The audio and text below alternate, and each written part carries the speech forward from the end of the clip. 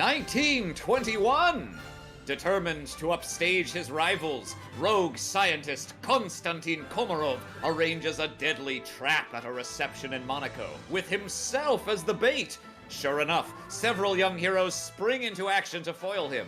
Ursula Blitzschnell, Master of Electricity, Gilligan Scales, Secret Agent, and even more secret fish, and Gilligan's adopted daughter, Esther, the Esper.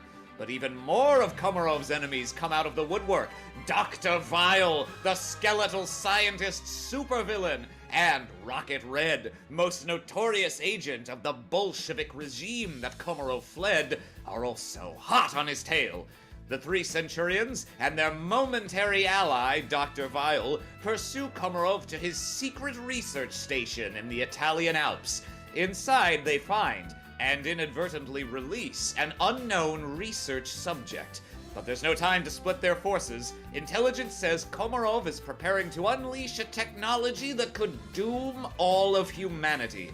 And sure enough, as they arrive at the top of the facility, our heroes, and Dr. Vile, lay eyes upon a countdown with only minutes to 0. Whoa.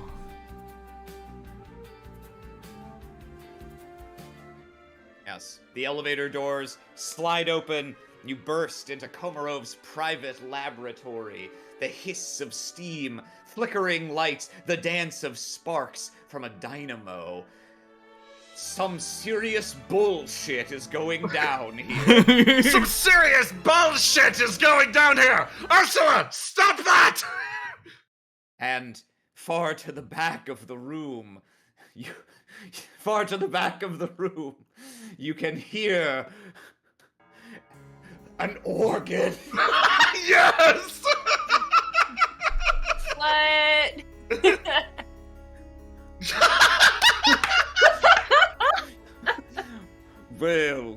Well. I see some rats have managed to sneak aboard my ship. The only rat I see is you, Komarov. We shall see who is the rat and who is the cat.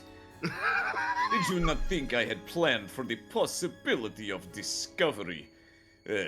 I will admit the attack on the reception was not as satisfying as I had hoped, given that you are all still alive and standing here.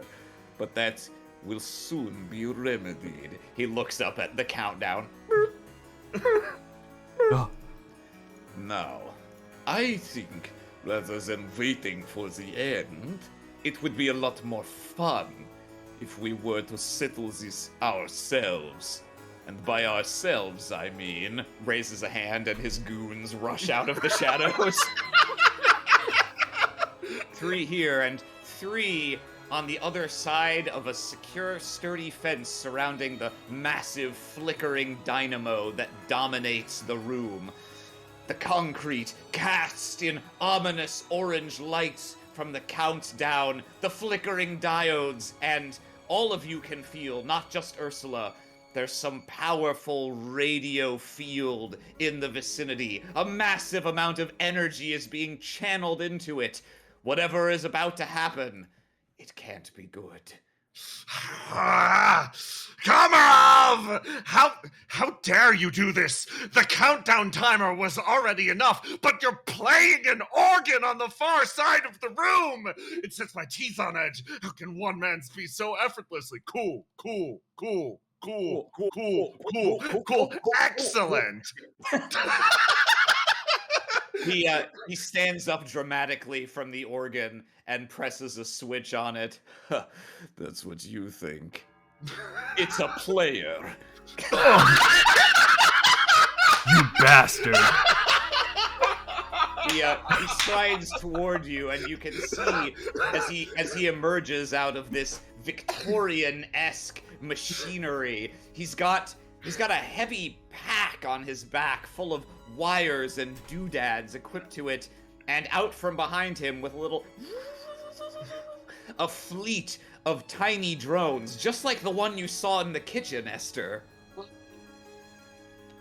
Now then, perhaps it is time to see who here is truly the greatest scientific mind? And with that, we're going to begin a conflict. Oh, yes! Excellent! 8 for his 8 drones. Ah, I am delighted by my music choice, and I hope That you was will be as well. So fucking. All right. Make sure the turn order is nice and clear. Okay, so fucking good. some people have put points in the alertness stat that wasn't on the character sheet before, I'm led to understand. Yes. I have a Alright. 2 in alertness. Yo, this slaps. Oh, this beat kind of stanky though, Kromarov. Damn. Damn! Damn. Bro. Yank! You had a 3, right, Amy? Yes. All right. And we'll sort descending. All right. Then you may have the first move, Esther. Okay. I'm going actually right as we get kicked off. I'll go ahead and also reveal the zones and such so that you know what you're working with. Okay. Has Komarov moved at all? He has stood up from his organ in the back and taken some paces towards you. He's still a little ways away, but because you're in the same zone, you can pretty much engage with him however you want. And I'll also give you this the one scene aspect that you know of immediately: high load dynamo. I want to trip him. All right. Let's see. There is a good amount of stuff in the lab that you could use for that. And what are you hoping to accomplish with the trick? Stress or to maneuver him? Stress. Okay, just gonna straight up trip him to harm. Or do you want to trip him to harm him or to fluster him? Bluster. All right, go ahead and roll mysteries. Yeah, you think you're so cool? Yeah, you just stepped up from your organ and then tripped like a loser. And you're gonna immediately tag Liberty Falls there. Ooh, Yes. and you rolled a 6. All right. Let's see. He is gonna oppose that with resolve. I guess, or you're trying to trip him. He doesn't have athletics either, so yeah, no, he'll be defending at 0 anyway. And he rolled worse. All right. Yeah, he stands up, smirking at you, and emerges from the shadows, and a large cable running across the floor of the laboratory conspicuously rises up an inch as he steps over it, and just there's a loud thunk clatter as his heavy metal pack falls under his weight, and the drones kind of confusedly hover in a circle over him. He immediately stands up and brushes himself off, looks around, hoping nobody saw. Everyone saw. Everyone saw. Everyone saw. Okay, so Esther looks up at Dr. Vile. He's not that cool. Aw. Aww. Now he does get a bonus on all his rolls right now due to the drones acting as minions attached to him. So his final value for that defense is 2, opposing your 8. So he takes a 6-point hit. Wow, he just immediately takes a mental consequence. Put that up. Yeah, I was embarrassed. Insecure. Yeah, pretty much. Wonderful. All right. Let's see. Komarov's turn. He sort of kind of snarls and looks to immediately shut you up. All right, that's enough fooling around. Yeah, you, Dr. Vile, you talk a big game. But once I eliminate you, that will be one fewer rivals for my genius. His drones form a pattern in front of him, and they begin to channel some kind of energy. You see a little crackle of green-hued electricity among them, and they fire a beam at you. Oh! He is attacking you for stress. He's gonna roll science, and this is with +3 for his minions. I'll factor that in from now on. Whoa! Whoa. Oh, that's All a right. legendary And yeah, so that's an 8-point hit coming at you. Okay, let me think about this for Is a he using hot second. Inversium?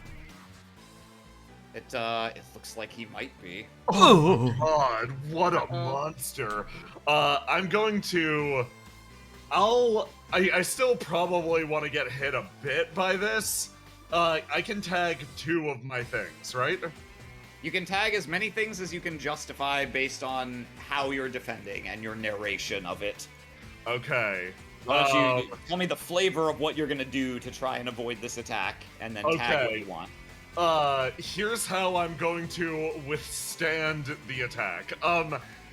Dr. Vile is going to see the beam coming straight at him, and, he... All the while, the reason that he was quiet was, the second that Komarov tripped, he looked into the small spinning sphere in his hand, and he got a little bit of a glimpse, perchance, of the future. He knew that this beam would be traveling straight at him. I'd like to tag my special device, the Prognosticator, and in his plan to perfectly circumvent this attack is to take his life ray and aim it directly at the floor to cause all of the sparking wires and cables around him to suddenly animate and begin to flail around, intercepting the attack. All right. So you're tagging. What skill are you defending with then? I would like to defend with guns. Normally you can't, but since you're Fine. tagging aspects and you explained what you're doing exactly, I'll allow it. Excellent. The Prognosticator, as well as, in my hands, the Life Ray and the Death Ray, and then I'll hit the guns button. So this gets a 4. Whoa! Oh my god! Whoa! No, yeah, okay, so that's with your 4, but, Yeah, that's with the yeah. Okay, so your total defense is an 11 there. Now, that means you're gonna generate spin off of this. Ooh. When you defend and you have 3 or more shifts, the next thing one of your allies does can get a +1 as long as they can somehow use the success of your defense. Oh boy. So when we get to Gilligan's turn, which will be right after the minions, Gilligan, keep that in mind when you decide what you want to do. Yeah. So, let's see. His group of 3 soldiers raise their own weapons, and they fire similar green energy blasts, although these are much less focused than Komarov's own. And they fire them in a barrage, and let's see. I think, it's not gonna. He's going after Dr. Vile. I think they're gonna fire them at you, Gilligan. Oh. So this is just gonna be a straight guns attack at you to begin with. Yeah. Let's see. So that is gonna be /4DF plus. There's 3 of them. Okay. Here's their attack. Oh. Okay. So, and then I have to pick a stat, like, figure out how I defend against How are this, you right? defending How against am I this hail defending of against this? energy weapon? Oh, man. So, how do I defend against this? This is a difficult one for me, I think. Looking at my stats, and I'm like, oh man, none of these are fucking defensive, in nature, typically. So I'm going to try to just defend with my alertness to be able to like dive for cover, like behind some sort of like table or lab equipment. Yeah. If you defend in that way, you would use athletics. Athletics, So okay. just straight up dodge. Yeah. Yeah, let's fucking go. Gonna go great. Where's my athletics? Do I have athletics? Yeah, no, I have a 0 in it, but let's go fucking go. 0! Okay, you will, so don't forget you, the +1 will be for your action, so I guess Yeah, for yeah. now, yeah. You can use it on this if you want. No, I'm good. I'm good. I'll save that spin for beating up the guy. Okay, sounds good. And do you want to tag any aspects, or will you just take the tag 4 any point? aspects? I am not sure if I have any aspects that could really help me defend against laser fire. Okay, So. well, we don't have to stop and think for a long time, Yeah, yeah. so yeah. Let's go ahead and you take that 4-point hit. The barrage of energy sails by you and singes a cable on the stone wall behind you, producing a small shower of sparks. You feel like you just used up some of your luck. And finally, seeing that, the soldiers over here, from the other side of this secure fence surrounding the power station, they put their own weapons up to the holes there, and they open a barrage of fire, not at you, Gilligan, but instead at more of those cables behind you.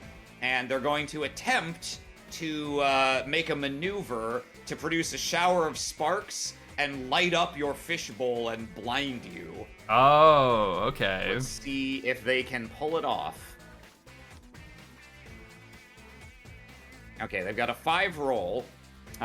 So you've dived for cover. So Yeah. do you have a way to defend yourself from this onslaught producing light? Producing light. No, I don't. Okay. Then with that 5, I'm gonna put a sticky aspect on you for now, and that's going to be let's see. Because it's the fish bowl, I'm gonna call this the brightest bulb. Your bowl is glowing with that reflected light. It's making it very hard for you to see and very easy for people to see you. Yeah.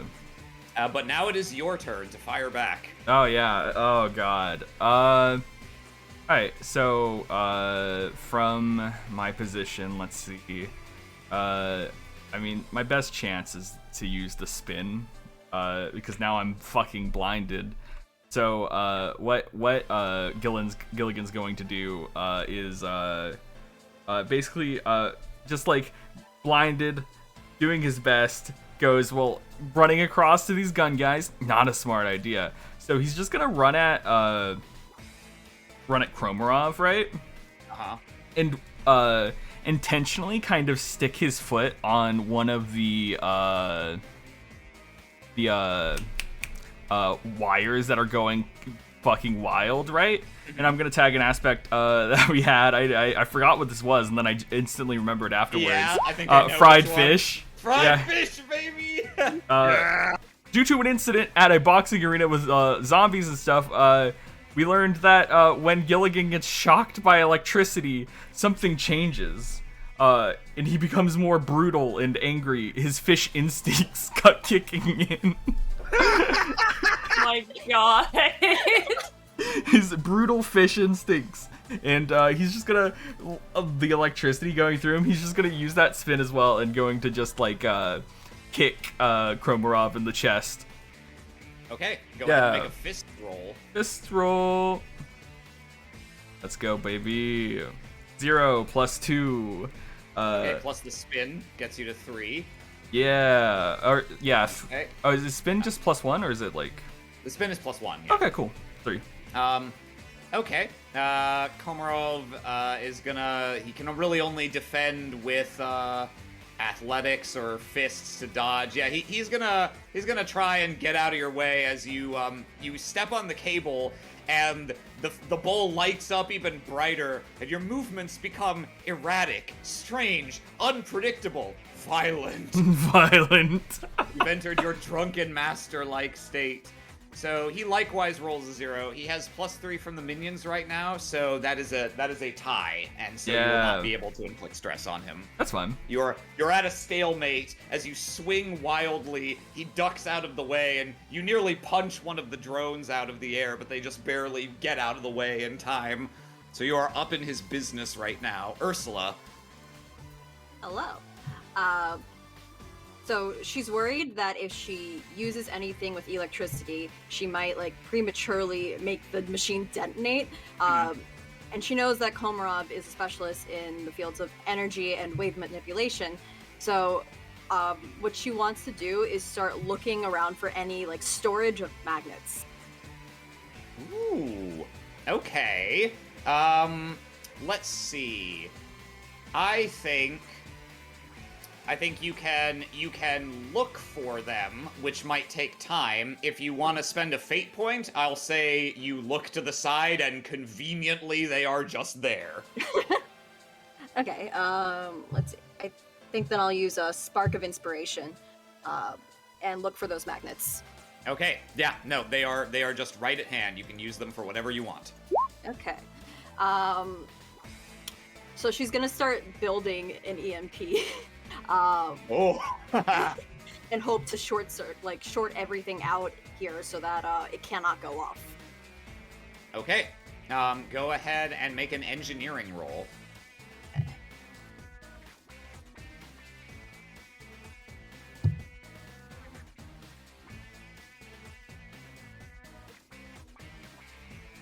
Okay, I'm gonna count that spark of inspiration as a tag to add 2 to that. I would say with a 4, you can get like kind of a makeshift one. It'll maybe let you affect some things in the lab, not the whole lab. If you pump that up more, you can probably put one together that's more explosive. What would you like to do? I think I will try to pump that up more. Okay. She's gonna use herself as a conduit between something like one of the wires that's sparking with iConduit instead of trying to create a new source of energy. Okay, yep, you just straight up grab a live wire, holding magnets and just hooking them together as they wildly vibrate from the field you're creating. Okay, so the way I'm going to handle that, that will take your turn, but you have given yourself the temporary aspect makeshift EMP, which you can then use when you use that to dramatic effect. All right, Dr. Vile. Dr. Vile, looks at the situation that just played out, and the gears turn in his head, and he looks up to Komarov, and he's like, a battle between the two of us to decide who the most brilliant mind is? Komarov, you fool! Don't you realize what just happened? Tripping for no reason, stumbling down a flight of stairs right during your moment of greatest success? It isn't just us in this room. He skulks and he picks his cape up and he turns back and forth.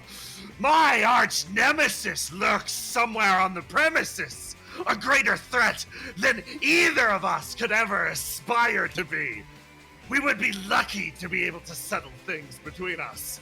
But for the moment, I have a certain advantage. Friends, you're the man with the evil organ and the countdown going on, and they're gonna stop you, not me. and then he turns and points his death and life ray over to one of the minions in the back, trusting implicitly that the arch nemesis that always foils his plans will take Komarov down. One of the only true reliable heroes in this world. Blah, blah, blah, blah, blah. Aims at this person. All right. Wow. What are you going to do to that person? Just shoot a death ray at the soldiers? I think I'm not gonna tag it, I think he's just gonna shoot a sci-fi beam back at this guy. All right. Go ahead and roll guns. Guns! Ooh, that's a good guns. They don't have fate points, so they can't do anything to limit the effect of that. You unleash a barrage of sci-fi laser nonsense toward the back, and although the rays don't hit them directly, they've been taking cover behind a desk with some very nice antique oil lamps on it, one of which is struck and just explodes in a shower of flame and glass, and it scatters across them, and two of them begin and run off in the back trying to put themselves out. You have eliminated 2 of these guys. Fantastic. Esther. Esther is going to disappear, much like before. Hmm. Toddles off. She's among the equipment. You can't see her. She's small. Okay, and you can do something. You don't really need to spend your turn just doing that. Okay. Well, alright, so these guys over on the right are, like, behind a grate? Yeah, basically the nature of the divider between these zones is that there is a sturdy fence with lock around the power station, and they are on the other side of the fence shooting out and guarding it. Okay, well, I would like to take some of the wires beneath their feet and maybe, like, wrap them up so they are immobilized. Okay.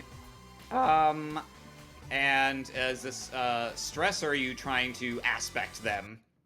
I'm just trying to make it so that they can't move anymore or fire their guns or anything. Okay, in that case, I'll treat this as a block. So go ahead and roll mysteries to restrain them and prevent them from moving or firing their weapons. Okay.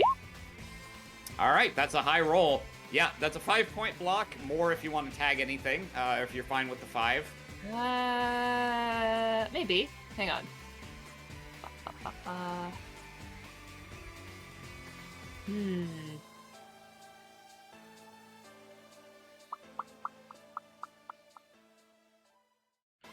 I think that's fine. All right. So yeah, basically they will not be able to shoot their weapons or move unless they do it with a roll higher than 5. Okay. That's my turn. All right. Yeah, over there, the cables kind of start like wrapping around them, and at first they don't notice, but they try to take a step, and suddenly, and suddenly cable up around the gun hand, the trigger. What is happening? The guy wasn't kidding. There's a ghost. My nemesis is invisible. Good luck looking for them. I can never find them when I look. Ghost! Idiots! Ghosts do not exist! How unscientific. Dr. Vile, you should be ashamed of yourself for playing such a crude prank. But you see, his eyes are darting to either side. He's trying to convince himself. Let's see. He is gonna try and deal with you now, Gilligan, because you're up in his business. I think what he's gonna do... Yeah, you're too close for him to use this ranged laser-like attack. Instead, the drones take up a position behind him, and they all start... Ursula, your teeth kind of stands on end. You feel more static, more radio waves in the air, deluging them. It seems like he's focusing them into a very small point, almost like a sort of microwave. He's going to use that to try and basically just like fuck up the internals of your robot body. He is gonna roll.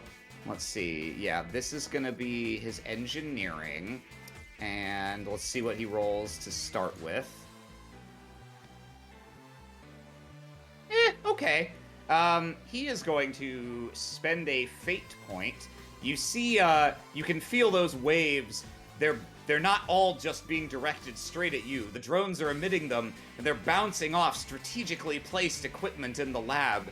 He's going to tag the scene aspect, reflectors and receivers. And I think he is also gonna tag one of his personal aspects, otherworldly technology. So he's gonna spend 2 fate points to do this. So that's gonna be a 7-point hit coming at you. Oh, okay.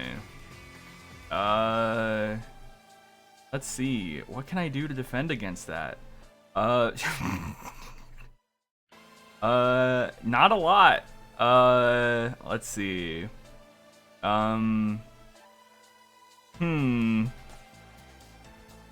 guess If you have no other ideas, I would say by default you could defend this with resolve. But if you have some bullshit, I'd love to hear it.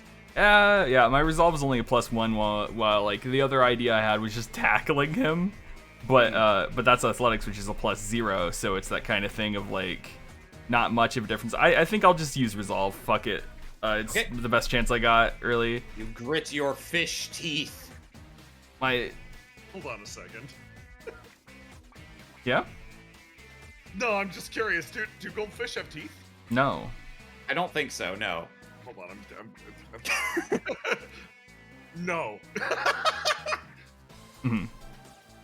Yeah, so All that's right. a +2. Yeah, okay. Yeah. In that case, that'll be a 5-point hit to your health. So Yeah. just mark the 5th box. Okay, so just to explain how health works. So it's just like that kind of thing of just like I took a 4-point hit, so I marked the 4th box, and then I took a 5th-point hit, so I marked the 5th box. That's correct. Okay. So the significance of having the boxes marked is now if you take another 4-point hit, the 4 is marked, it rolls up to the 5, the 5 is marked, it rolls up to the 6, and so Okay. on, and then it starts rolling up into consequences. Okay, eventually. okay. That's okay. That's good. All right. Good job. Goldfish everyone. have 6 teeth. Wow, Yeah. I What? didn't need to know that. Yeah, 6 teeth. Mhm. All right, and I think I think soldiers' this turns now? other... Yeah. I think let's see, these guys over here. How can they possibly get out of this grapple? I think the guys in the power station are just gonna roll athletics to try and get out of the current situation. Good luck. Fortune does not favor them. Nope. Yeah, no, they wriggle and writhe, but they're caught in the cables. And the remaining soldier who was not lit ablaze here, I think, sees that Ursula is up to some shit, TM, and is gonna take a pot shot at you to try and disrupt that. So that's just gonna be a guns roll.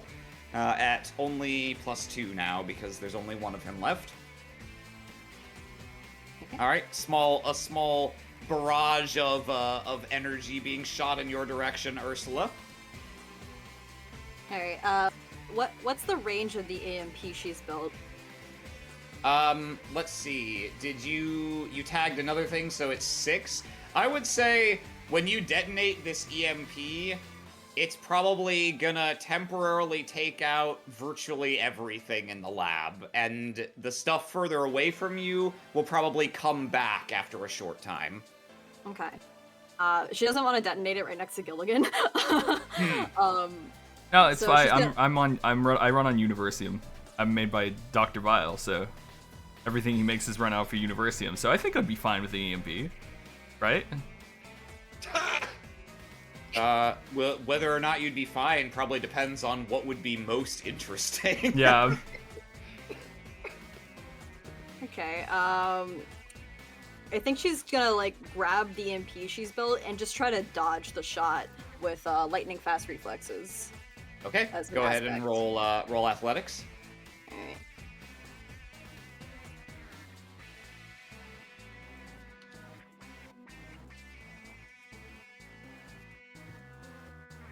Okay, I'm gonna tag, or actually I can just re-roll that instead of tagging, right? Yeah, you can do, tagging, you tag for a reroll or for a +2. Okay, I will just re-roll that because it's pretty bad. Okay, and you're tagging lightning fast reflexes? Yes. Okay. Alright. So that will just be a 1-point physical stress. Mm-hmm. So just mark that first box. Otherwise, you're fine. And Gilligan, you're up.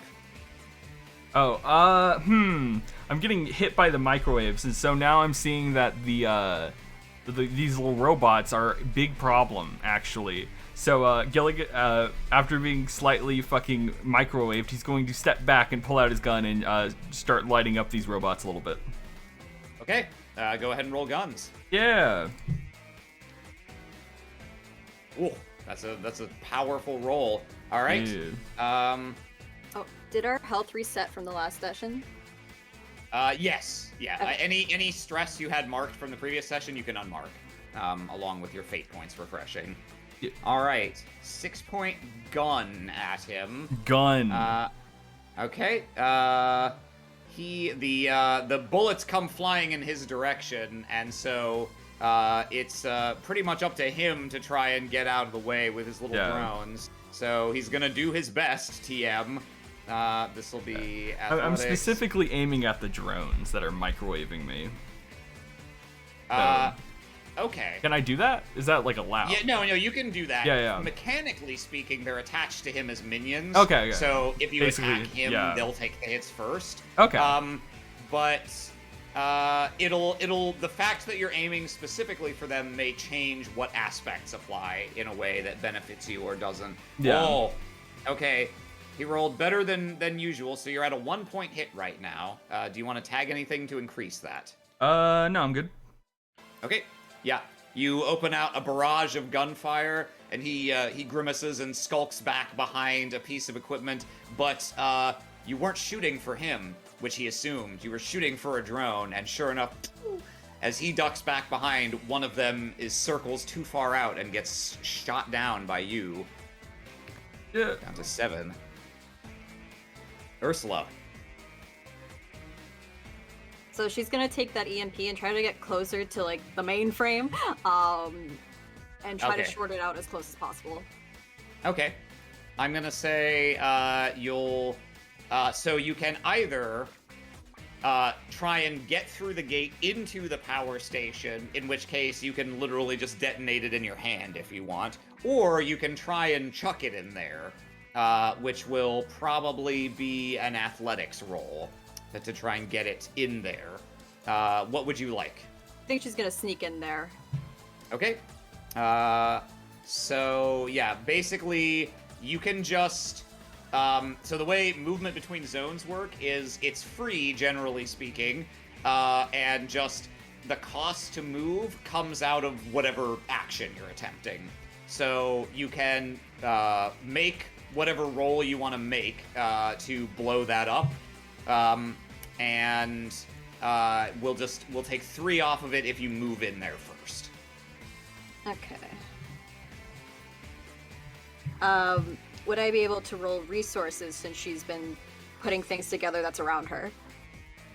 I think for this, you'd probably still roll engineering. Engineering is normally the explosives skill as well. Alright. Then... yeah, I'll roll that. And you get I'm gonna say you get a free tag on the EMP aspect you spent your previous turn preparing. So you can bump that 7 up to a 9 to start with. So you'll either have a 9 if you want to detonate the EMP in the laboratory area, or a 6 if you want to jimmy open the fence and get into the power station first. She's gonna go into the power station. All right. Yeah, you rush in, the gate flings aside. These guys are not in a position to try and stop you. Hello, how's it hanging? She runs in. Don't worry about it. You're gonna be fine. She puts the EMP down and then detonates it immediately. All right. So that's gonna go off at a 6. Do you have anything else you want to tag? Let's see.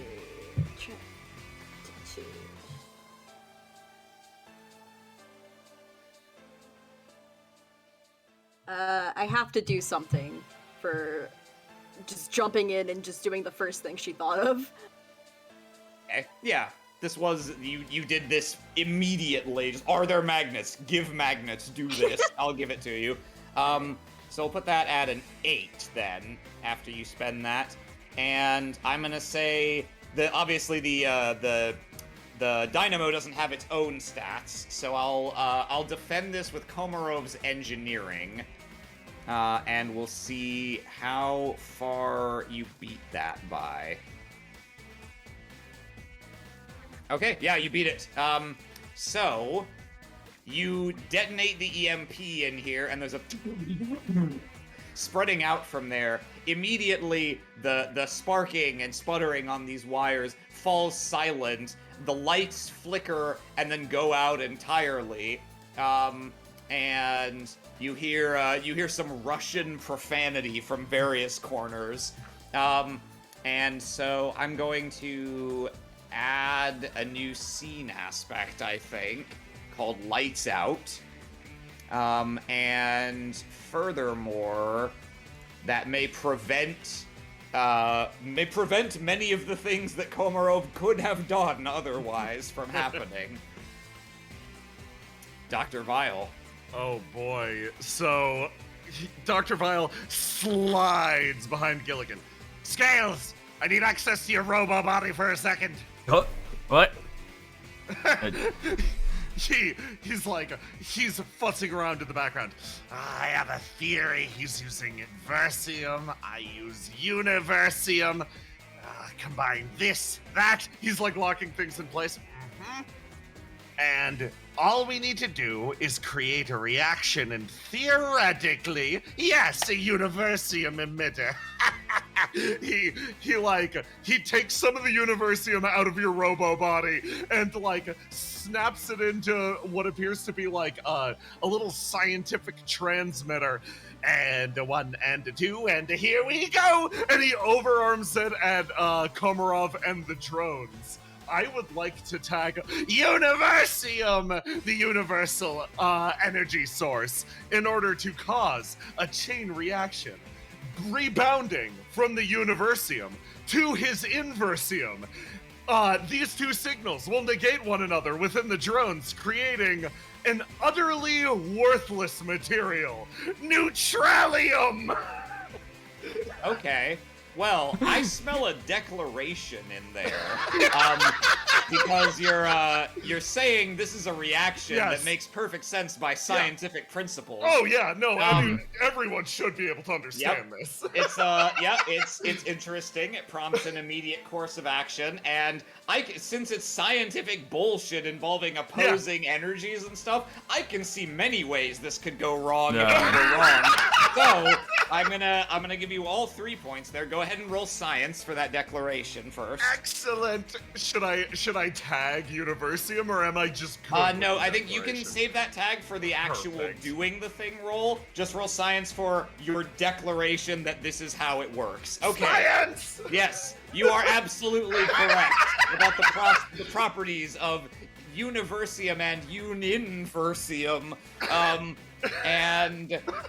So yeah, you basically, having done that, you have placed that as an aspect, the Universium reaction, upon which, so that's just an established fact now. Anyone can tag it if they have a way to exploit it, including Komarov if he gets a chance. But right now, Perfect. it's for you, and you get a free tag on that.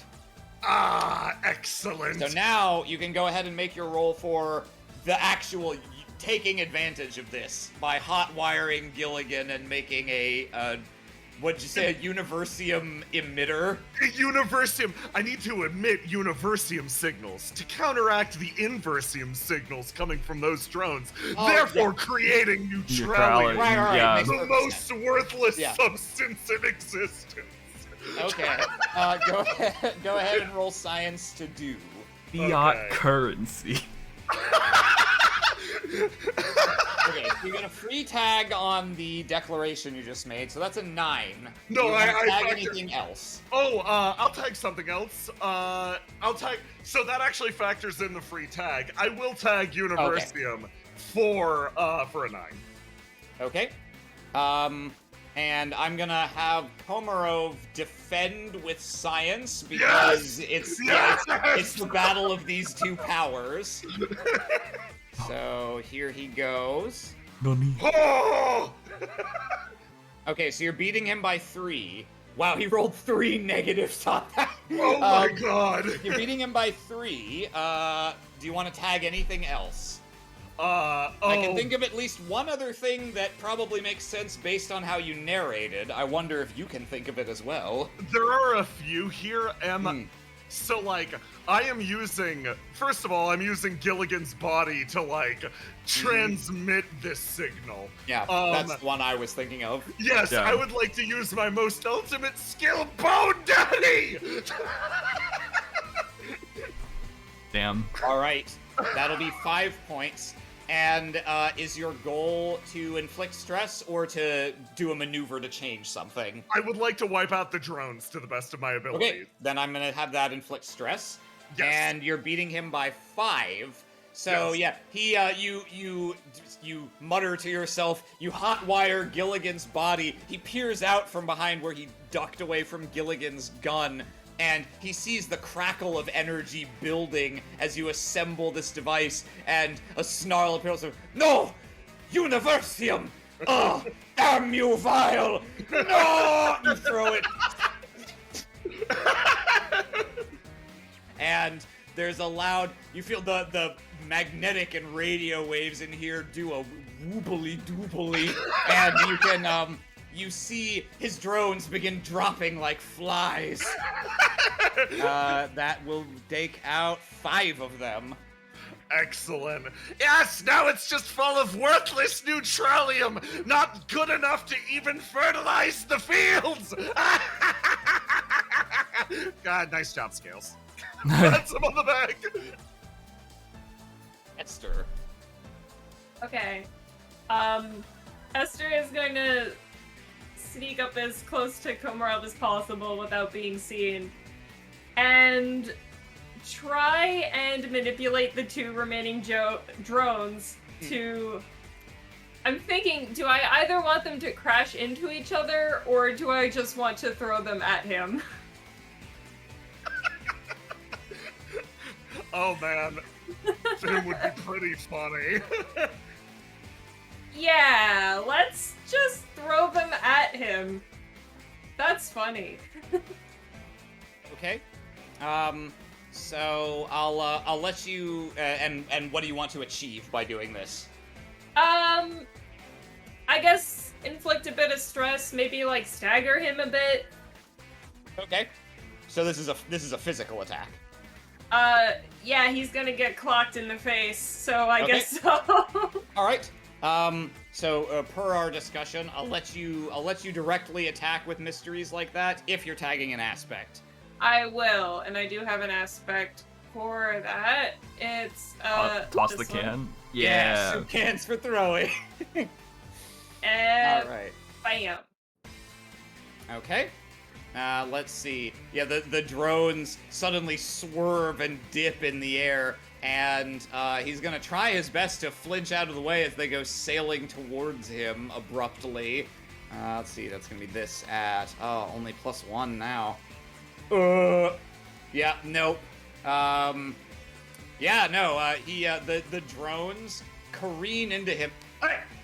And after they each strike him, 1 on each cheek, they do in fact end up swerving into one another, and you hear a loud clatter as the remaining ones fall to the ground.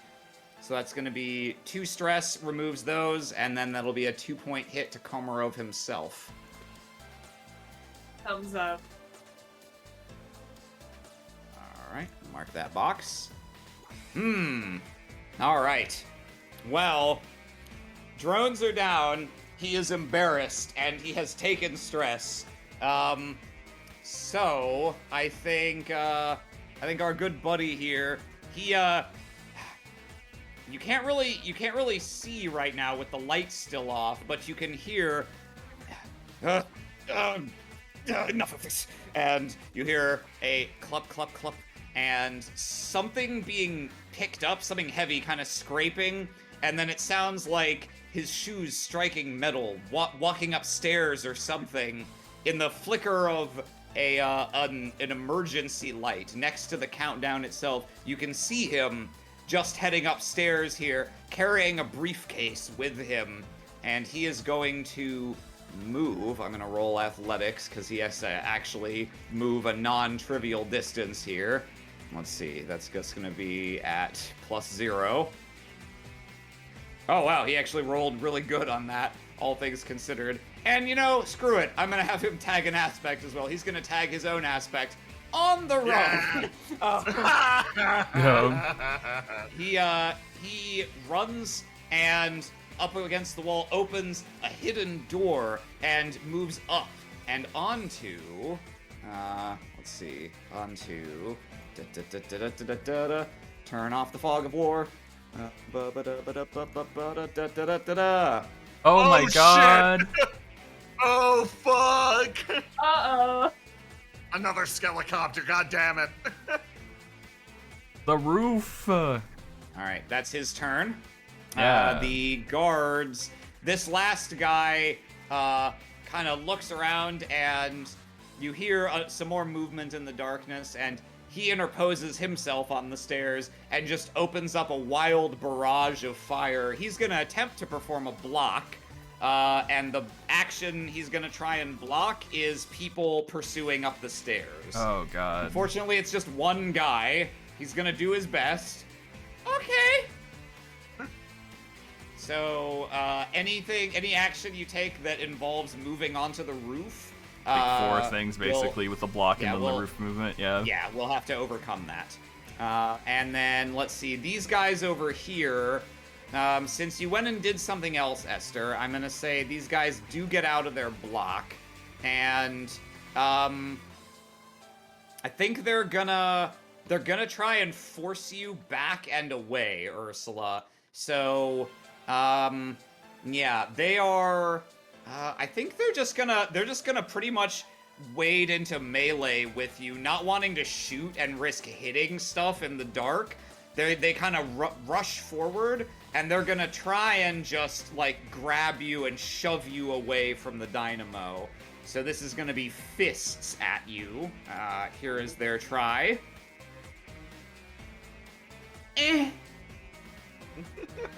Am I also rolling fists? You can defend yourself with fists, yes, All in right, in melee combat. So she's going to try to sense out where they're coming from. And when she feels like the fists coming up, she puts up her block and then goes to return it. Just like being back in the ring. All right, go ahead and roll fists. All right, yeah, you successfully defend yourself. With 3 opponents, you're not at the overwhelming advantage you would normally be, but you nevertheless are easily fending them off and holding your ground. If you want to tag an aspect, you can generate spin, or you can just wait to do stuff on your turn. I think I'll wait for my turn. All right, Gilligan. Okay, so with hearing Kromarov run away, Gilligan's just like, Drats, gotta go after him. And so what Gilligan's gonna do is he's going to abuse the fact that the lights are out, right, to try to slink past this guard to the roof. Ooh, okay. Yeah, go Yeah. ahead and make a stealth roll there. Yeah, I'll do stealth, which is this, and then Okay. I'll go ahead and I mean, I'll tag lights out just because I'm using the lights as well, so have that be a +2. So Okay. Yep. This because it's dark, the guard is trying his best to occupy the entire Yeah. stairwell, but you're able to just literally you clamber along the side of it until Yeah. you get past him, and then back onto it, and you're off and away, and Yeah. up onto the roof. yeah, So let's see. That's basically your move. yeah, You can still do something here. It'll just be with the -2 from having moved. from the -2 of having moved. Yeah. I'm gonna, once I get up there, I'm gonna yell Kromarov's name, Kromarov. It's Komarov! There is no R! I don't care. You! Now he's really embarrassed. Yeah. Reflecting on it down here, Kromarov is a great name for the robot duplicate because it's got chrome in the name. Like while moving back and forth the burning lab, like, oh, that's clever. I should tell him that. So, You can't see it, but Esther is just looking at you. Anyway, I feel like I'm being watched. okay. Gilligan's gonna be like, where do you think you're going? He looks around nervously. Up here, the howling wind, the snow is falling. It's like you're on the top of the world. You can see all the way out across the Alps. And he looks, his eyes dart. You're in between him and his escape helicopter, whatever that strange machine is. It seems like he's gonna have to try something else. Something. Can I use my guns to block him from getting to the helicopter? Or Yes, you may. yeah, I'm gonna use gun skill. We all love guns. Or with a -2 because of yeah, the roof thing. So yeah, thumbs up. All right. That's a 2-point block on him getting to the copter. Yeah. Ursula. Okay. So she has 3 people she's against right now, right? Yep. All right. So she's the floor is metal, right? The floor here is, I didn't specify in the narration, but this room is kind of gothic, so I think it's actually stone. Okay, I think that'll still work with what she's going for, because she wasn't gonna electrify it or anything. She wants to like stamp down on it and listen for where it makes contact with another object or person to see like the distance around her, and she's going to swing wild. And if I could tag lights out to punch someone's lights out. Oh my god, yes. Yes, Love it. a million Love times. it. That's Yes. so good. That's the shit we live for here at Spirit of the Century. Yeah, go ahead and roll fists. All right. Okay, the tag gets you up to a 5. Tell you right now, if you can get it up to a 6, you can clock all 3 of these guys in one turn. Oh. All right. Let's see. Fritz to cuffs. If I could tag that. Yeah, absolutely. This is There we go. you're using that boxing training. You plant a foot and you Toph Beifong style. You feel the vibrations. You feel the guy on the right come and take a swing at you. You move just an inch out of the way, grab his arm, and fucking overhand him into the second guy who was coming at you. And before they've even hit the ground in a crumple, your leg snaps out, kicks the gun up and out of this man's hands directly into his face. He staggers back, falls into a machine. And they are in a heap, and they are out. She looks at the gun. I do hate those things. All right. Dr. Vile! Dr. Vile!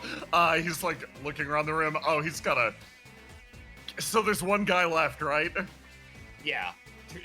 A guy making his fucking Alamo last stand on the stairs here. Dr. Vile is going to decide. I need to decide right now if Dr. Vile's like, I mean, well, for the sake of completion, or if he's gonna rush up onto the roof. He's gonna rush up onto the roof. He's gonna charge ahead and try to make it past this guy. Hey. Yeah. Do you want some help getting on the roof? Yes. God, yes. Do you ever think that Dr. Vile looks a bit like a soup can?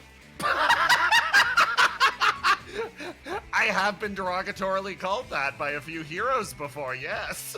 Up you go! Yes! I'm just gonna athletics my way up there. Okay, yeah. Fuck it, let's go! And then I'm getting boosted. I'm adding the 2. Holy shit! He was on All the right. track and field team in Oxford Harvard Yale. Yeah, and Oxford Harvey, yeah, he's like running at this guy. He's like, okay, and a 1 and a 2, and he Okay. rushes at him. And, Obviously, it's not normally an attacking skill, but if you boosted that to an 8, this guy has already taken 1 stress. I'm gonna say you run, and you're kind of like juking because you want to get past this guy, but he's like matching your movements pretty well until suddenly your run is interrupted as your feet just lift off the ground as if you had a jetpack of your very own, and you just thwack straight into this thing. As you're carried upward along with him, you pop up through the stairwell into the air. He goes flying off the side. I'm gonna say, you make it all the way up here. If you want, You can even be like up on a catwalk or something, or you can just be on the ground. It's your choice because you got such a high roll. He flies whirling through the air and tagging my invisible arch nemesis. I feel like now's the time. And he sees the guy fly off. He's like, my God, they're so powerful. Got that random innocent bystander too. Didn't realize carrying a gun. Flies around, whips through the air. It's beautiful. The stars are shining so brightly in the sky. Thunk! Lands in the background, slowly stands up. I hope no one saw that. And then walks down towards like click, clack, click, clack, click, clack. Okay, so long as the entrance is cool, no one will notice. Sees them having their standoff with Gilligan Scales pointing the gun at the helicopter and is like, I'll let them say their piece. They're doing their thing. I'll catch up in a sec. A good villain knows when to make their entrance. Okay. It is Esther's turn. I think Thank you, Esther. combat's basically over. He doesn't have a good option now. That's But okay. if you wanna have the final word, Amy, then narrate away. All I was really gonna do is just check up on Ursula and see if she was okay. Oh yeah, you come over here. There's a flicker as the lights slowly start to come back up, and you heard some fucking mayhem over here, and you know there were 3 guards with guns there, and you come over here. Ursula just completely fine, completely nonchalant. She All just 3 tugs, of them out cold. she just tugs on your sleeve a little and looks up at you expectantly. Ursula is actually picking up the guns from all the unconscious guards and flipping the safeties on. She goes, okay, so you should always make sure a safety is on if you see a gun because, you know, people are not very careful. And then she picks them up and starts to leave with Esther with She nods. Meanwhile, on the roof, wind blowing, Amuro. no hair blowing because all of us are bald. Yeah, no one up here has hair. More like Chrome Domarov. You're bald. Oh wait, shit! I ruined my entrance. So, with a tag, Komarov can overcome your 2-point block. You fire a gun to ward him off. But as you go to shoot again, there's a click. This clip is empty. Oh, He yeah. takes his chance. He runs past you and has about 1 foot on the ramp here. And suddenly, from out of the sky, on wings of flame, a kick. And he goes sprawling back across the metal as Rocket Red lands in front of the helicopter as well. Going somewhere? Evidently not. He puts a hand to his nose, which is bleeding slightly. Well, I guess you got me this time. Drops the briefcase and puts his hands up. This is really you, right? You're not a robot again? Ugh. You think a robot would show these self-preservation instincts? Gilligan just kind of looks over at Dr. Vile, and then Oh, I'm going for that briefcase. God. Gilligan's gonna walk forward and kick the briefcase towards Dr. Vile. He catches and picks it up in his hands. Sweet! I will say this, your Universium is quite something. I suppose its origin must be very similar to that of my Inversium. My one weakness, slight flattery. He looks away. Well, we wouldn't be able to create neutralium if we weren't equally matched in every way. He walks away genuinely embarrassed. It's not like I like you or It's anything. not like I like you. It's not like your mad science inspires me or anything.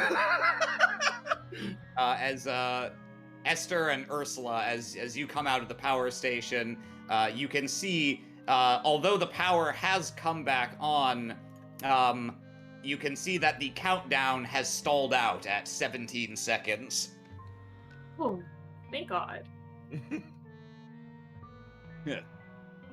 Well, what's it to be now? Back to Mother Russia? That is my intention. But what do you intend, Mr. Scales? Scales, his gun up to Komarov. He lowers it. He's all yours. Oh. Well. I'm a fair fish. And a gentleman, it would seem, yeah? Yeah. She walks up and gives your fishbowl a little kiss. Lipstick mark on the fucking glove. Yeah. Just so you know, I was expecting to have to bargain. I rigged explosives all over the helicopter, so do something about those if you want to take it somewhere. Wait, Yeah. what? Hold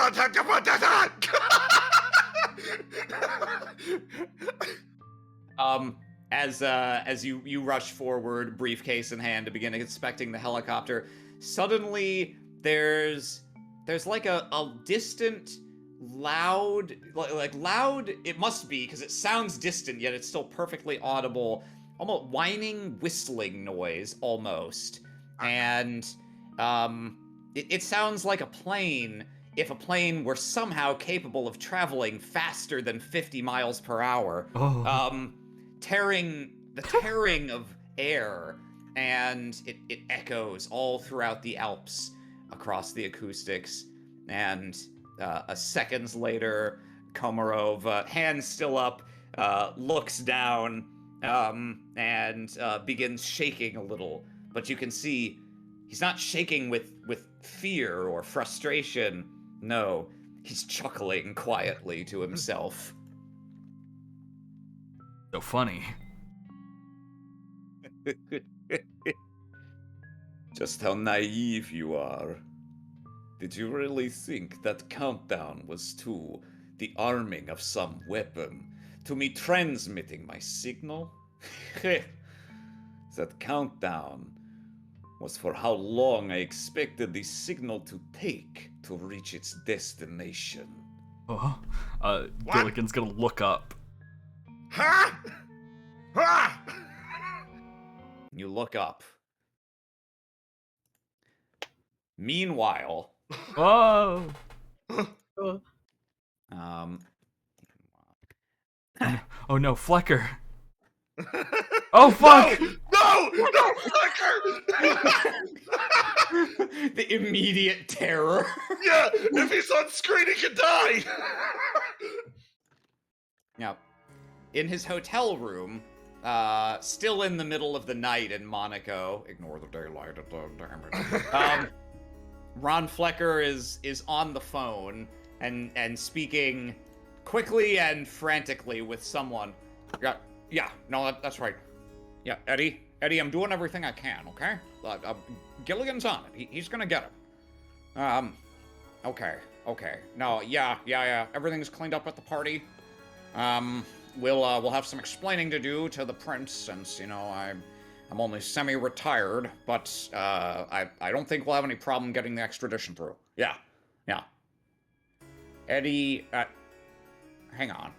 He doesn't hang up, but he sets the receiver down on the desk and walks quickly over to the window and mouths something. Oh my god. Runs back. Hey, Eddie, I'm gonna have to call you back. There's a situation here.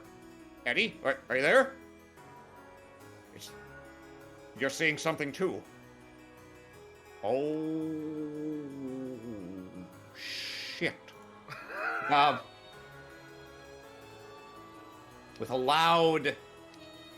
that same loud, whistling, tearing noise echoes through the air, and Ron Flecker winces in spite of his stony demeanor, and a horrifying apparition takes shape in the night above the palace.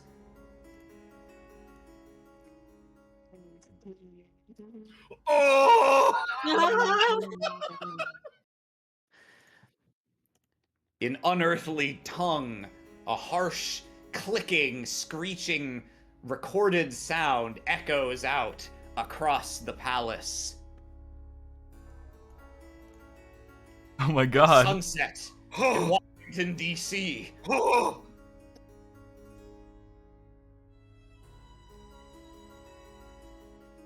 In the night.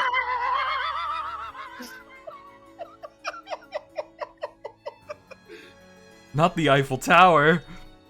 At dawn in distant China. Oh.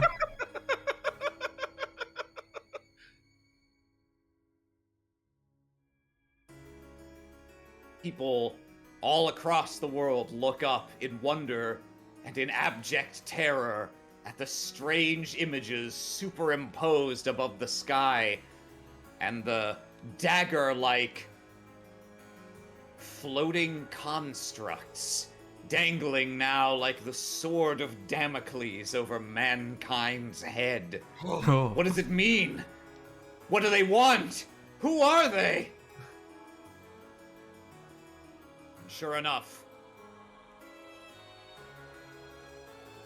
it's distant and small, but framed by the Alps in the distance, you can see it too. Well, I'll be damned. I wondered myself if it was real. Gilligan's gonna run up to him and grab him by the collar. You madman, what have you done? The kiss flies off. There's no more time for love. Now, all I have done is achieve the greatest scientific marvel of mankind's life. I've done exactly what I was hired to do. Tired? To send a signal strong enough to pierce the heavens, one that only my genius could engineer. As to its purpose, I suppose you would have to ask the men who so kindly furnished me with this otherworldly technology, not to mention the specimen. Specimen? otherworldly technology. Oh, yes. Some Italian fascista. I have no idea what their interest is, but they knew only my genius would be able to realize their designs. All they had were scraps. Scraps that I have taken and turned into the finest weapons ever developed by mankind. As well as doing them the one favor they asked. To send that signal. And God damn the consequences. Consequent. You mad fool! You live here, on this planet, Komarov. Won't you share its fate? Indeed I do. But someday, perhaps someday soon, I shall die on this planet. However, scientific achievement, that lives on. I have secured my legacy as the greatest scientist mankind will ever produce. Gilligan's gonna slowly let him go and walk back. Kind of slumps down on the ground a little.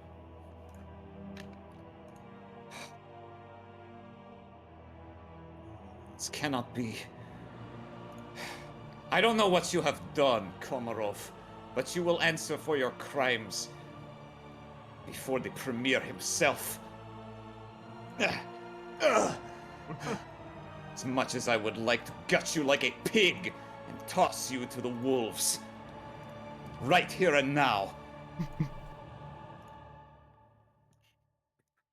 She turns back to the two of you. I will still take him. Anything he may know that he could tell us, perhaps Russia can use to fight back. Perhaps. That is all the same to you, of course. Feel free. We have our own work we need to do. Vile's scratching his chin, uncharacteristically thoughtfully. Do you know the downsides of mad science? It's hard to find a frame of reference that other people will respect, that they'll look up to. Without a doubt, what he's accomplished here is peerlessly one of the greatest feats of mad science the world has ever seen. Something of such glorious scale. It's something that I could only aspire to. But he sweeps up. What does it make me if I'm the scientist that stops this? He throws an arm around Gilligan's scales. We do have work to do. I will stand on the shoulders of giants. Not this time, not by damning the world, but by saving it. Eat it, Komarov! I will eat it when you prove capable of serving it. You better be ready. The premier better not kill him or anything, because I'm going to be serving it. Get him a bib. I've got bombs to disarm. He throws a sassy arm up over his shoulder and waves you off. Take him away. I'm done with him. Very well. You fought well tonight, Scales. Perhaps someday we will meet again as, dare I say, frenemies? Or perhaps something more. She strokes the side of your fishbowl briefly. He turns away. Then grabs an old man and fucking jetpacks off with him.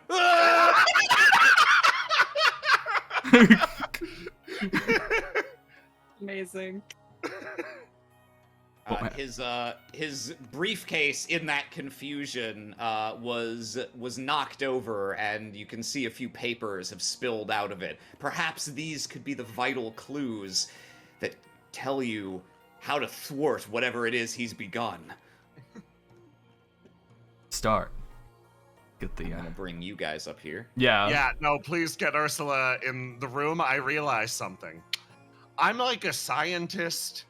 I'm not an engineer. Those bombs are still rigged to blow up. Ursula, save us!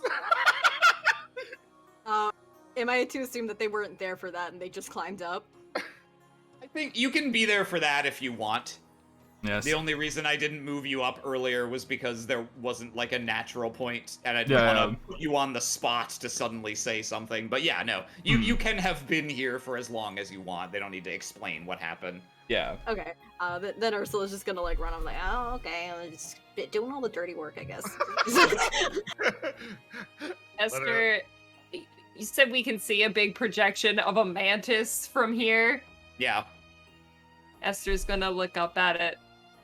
And then hold out Nabokov. Oh. Big ghost. Gilligan's gonna go over to Esther, down on like eye level, and put his hands on his shoulder. It's gonna be okay. It's gonna be completely okay. You be okay, Papa? We'll all be okay. Fine. It's just bugs. How hard can it be?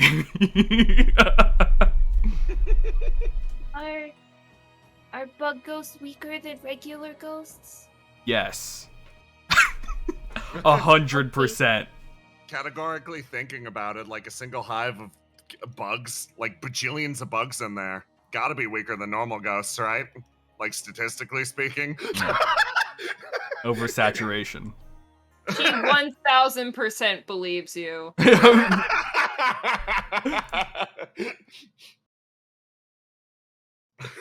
So Ursula's disarming the bombs. In the papers that Komarov had hastily tried to snatch away, you find some documents that indicate, yes, indeed, he received over the past 2 years several shipments from anonymous benefactors in Italy that contained samples of Inversium, some mythical substance not found on this body of this celestial body, but from the stars above. as well as there was a prisoner sent to him at some point, and finally there are many references that you can tell are longitudinal and latitudinal coordinates pointing to a location in central Italy. Looks like our Italian trip isn't over yet.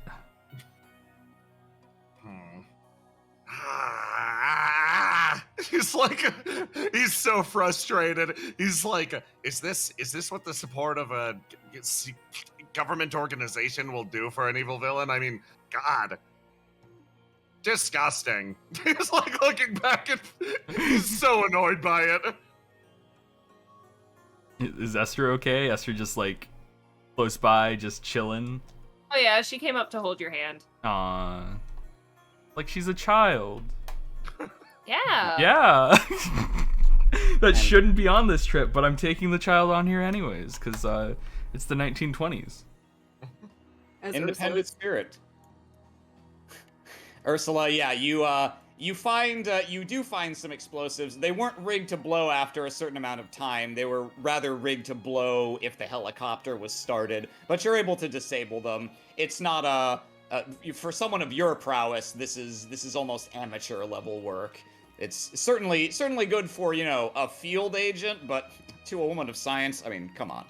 Come on. So yeah, this flying contraption seems to be ready to go.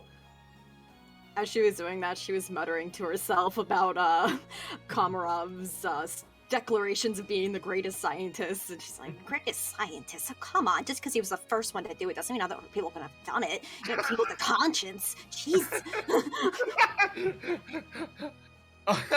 Dr. Vile in the back is like, "Oh, you're thinking about repeating the giant mantis, space mantis experiment, proving the absolutely scientific not. method?" Absolutely not. Oh, but like you could if you wanted to. Probably. But like, why waste my time on something just so stupid? Because it's big and impressive, and like everybody's looking at the giant mantises now, and they're like, "Wow, it's pretty cool." Like, is that the hero's way? Discretion is the greater part of valor. Like, you could summon giant space mantises and you choose not to, and you revel in the power of the situation. I can kind of respect that. He's lounging in the helicopter. She crosses her arms and tilts her head to the side. Do you care about what other people think that much? Oh yeah, absolutely. I'm extremely vain. I see. He kicks his legs up. He's like, I mean, ultimately, the perceptions of the public are one of the big things we do this for. Like, science is meant to benefit the public, right? One of the byproducts of mad science is it's there to scare the public too. Huh. Listen, just because I'm evil doesn't mean I don't have standards or rules. No public, no mad science either. So if this giant mantis thing is gonna wipe out all of humanity, that just won't do.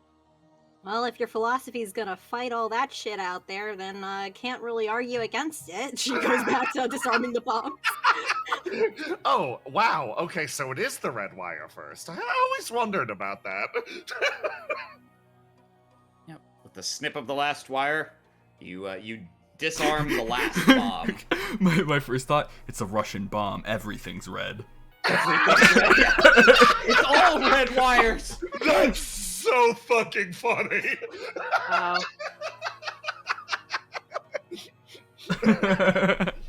Okay, is there any more RP we want to do here, or shall we move on? I'm good to go. I'm gonna go. Good. Okay. And the skeleton. So, luckily, Komarov's intended escape route means you don't have to take a laborious trip back to try and get normal transportation. Indeed, this thing's fueled up and ready to go, and with a... Yes. You lift off and away. BRB real quick, that's fine. So... Oh, yeah. Yeah. It's time. Let's see. We're gonna go with Yeah. So, quickly, you take off and into the night, and before long, you emerge from the Alps. Just around the time the sun begins to emerge up from beyond the horizon. And following the path to those coordinates, you quickly fly from your current position in the Italian Alps, a short way northeast of Monaco, across the Gulf of Genoa, and you begin to coast alongside mainland Italy, heading for the center right around here. And a short time after you enter the skies above Italy, you can hear it was peaceful as you crossed the water, but once you're back above land, every time you fly over the small towns that dot the countryside, you can hear the bells ringing. Everywhere too remote to have been directly visited by one of these visualizations, word has clearly spread. And with the word, panic has spread as well.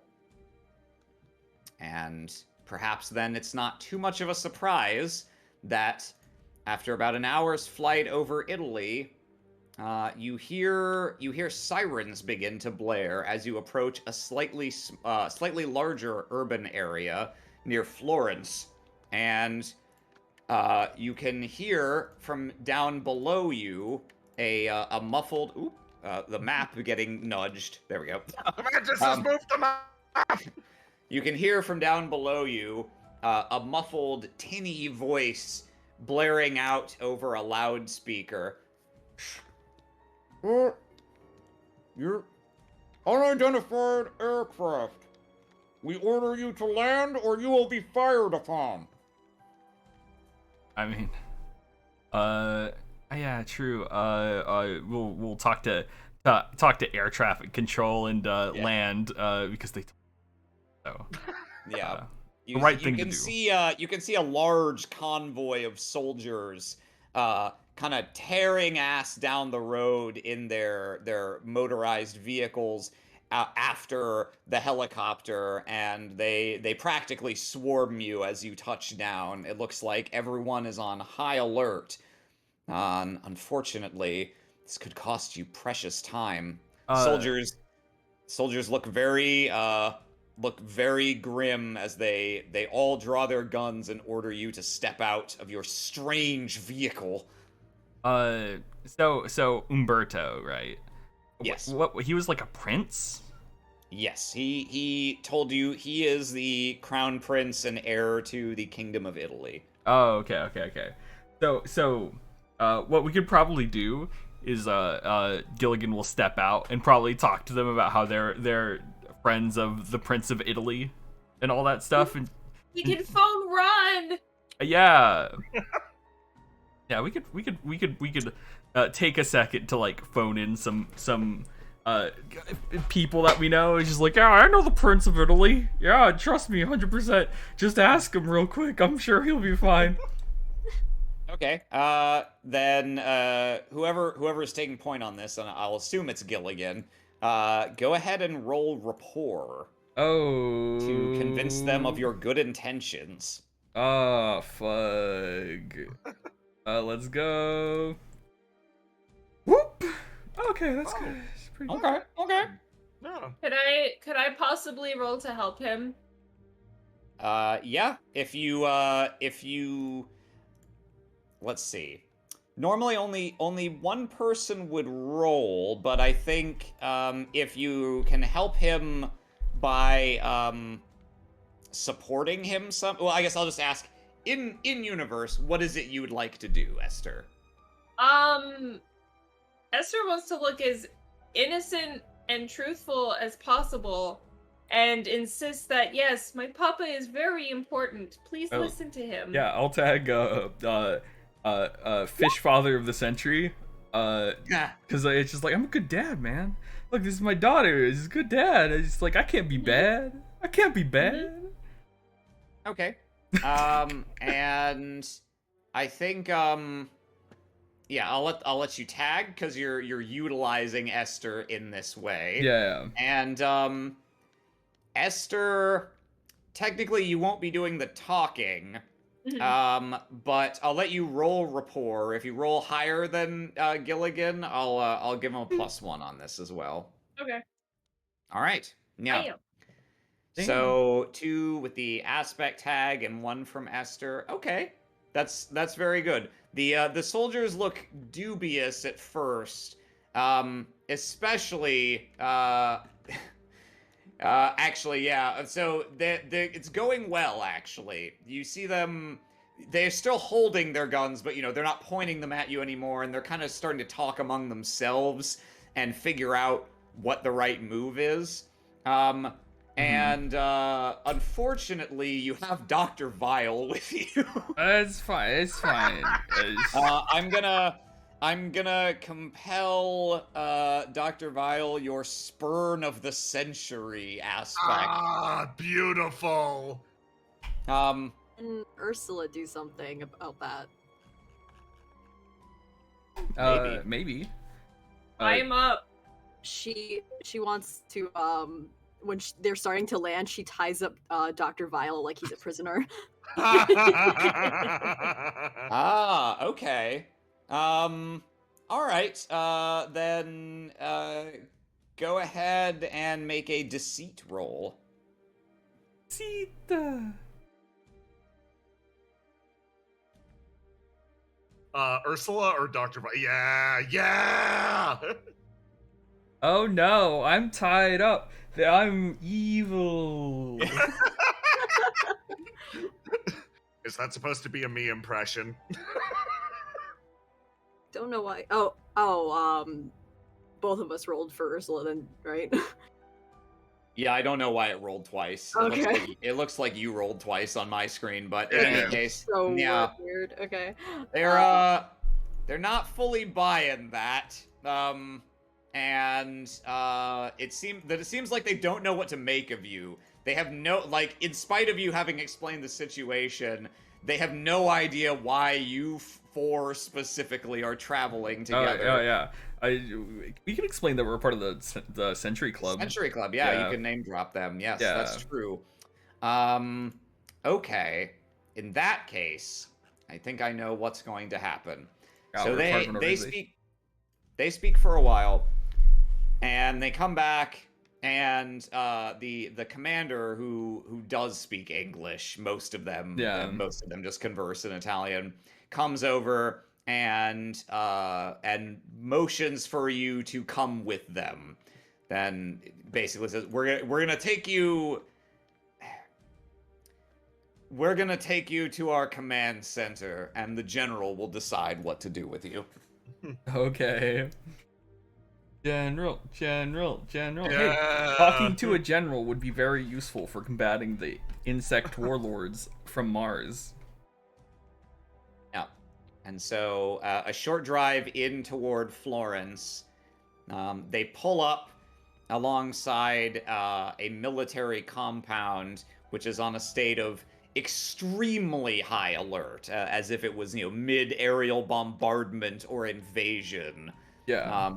It's clear the whole world seems to have lost its mind collectively in the last 3 to 4 hours, even though you've yet to see any signs of invasion, destruction, or whatever.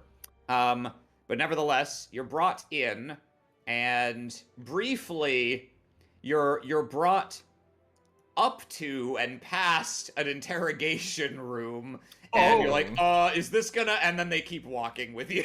Oh, okay. Oh. Oh shit. Aram showing Could this have is what been. could have been. Yeah. Yeah.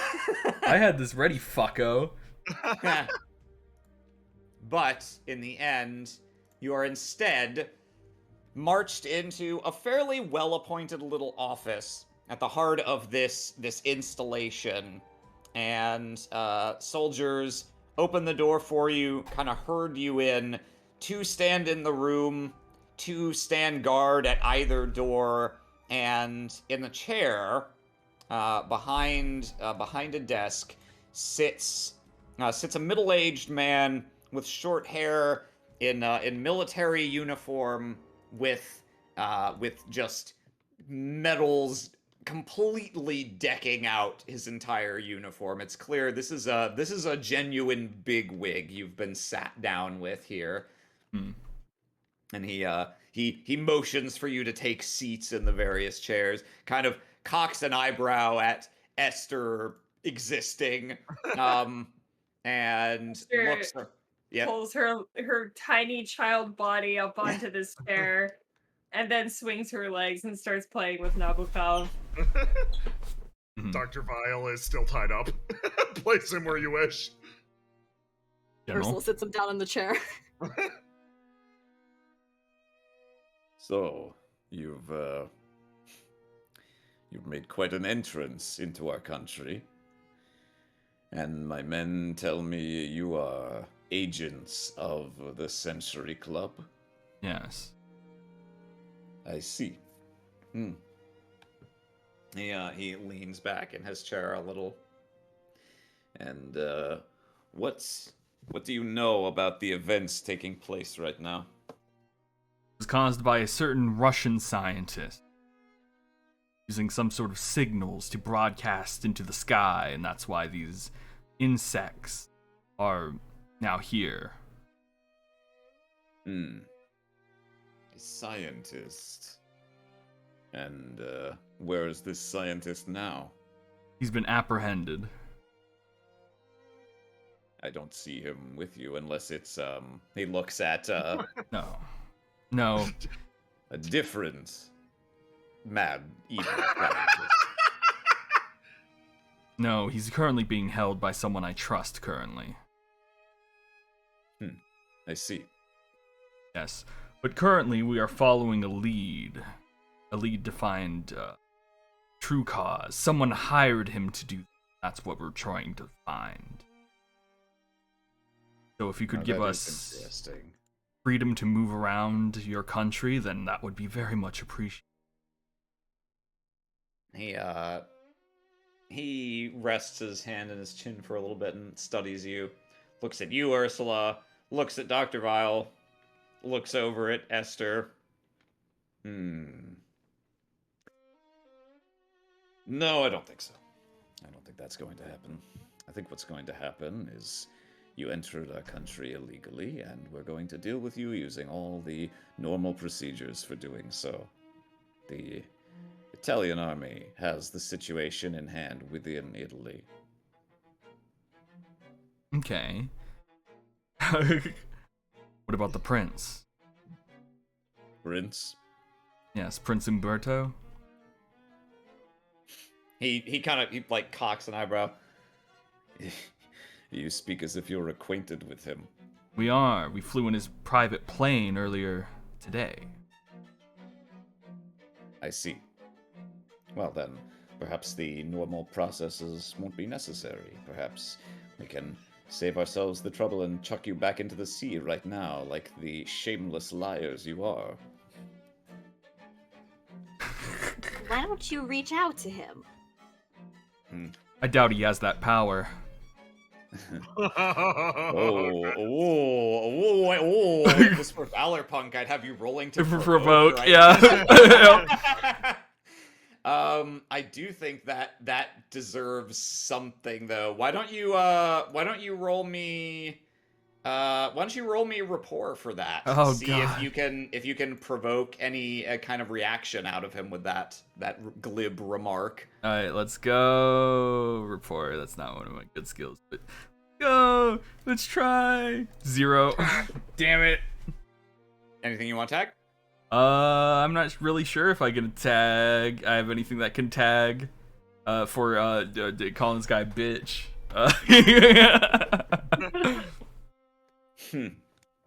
Cute. But no, the prince is the one who lacks power, you see. He lacks standing. He will rule this nation someday.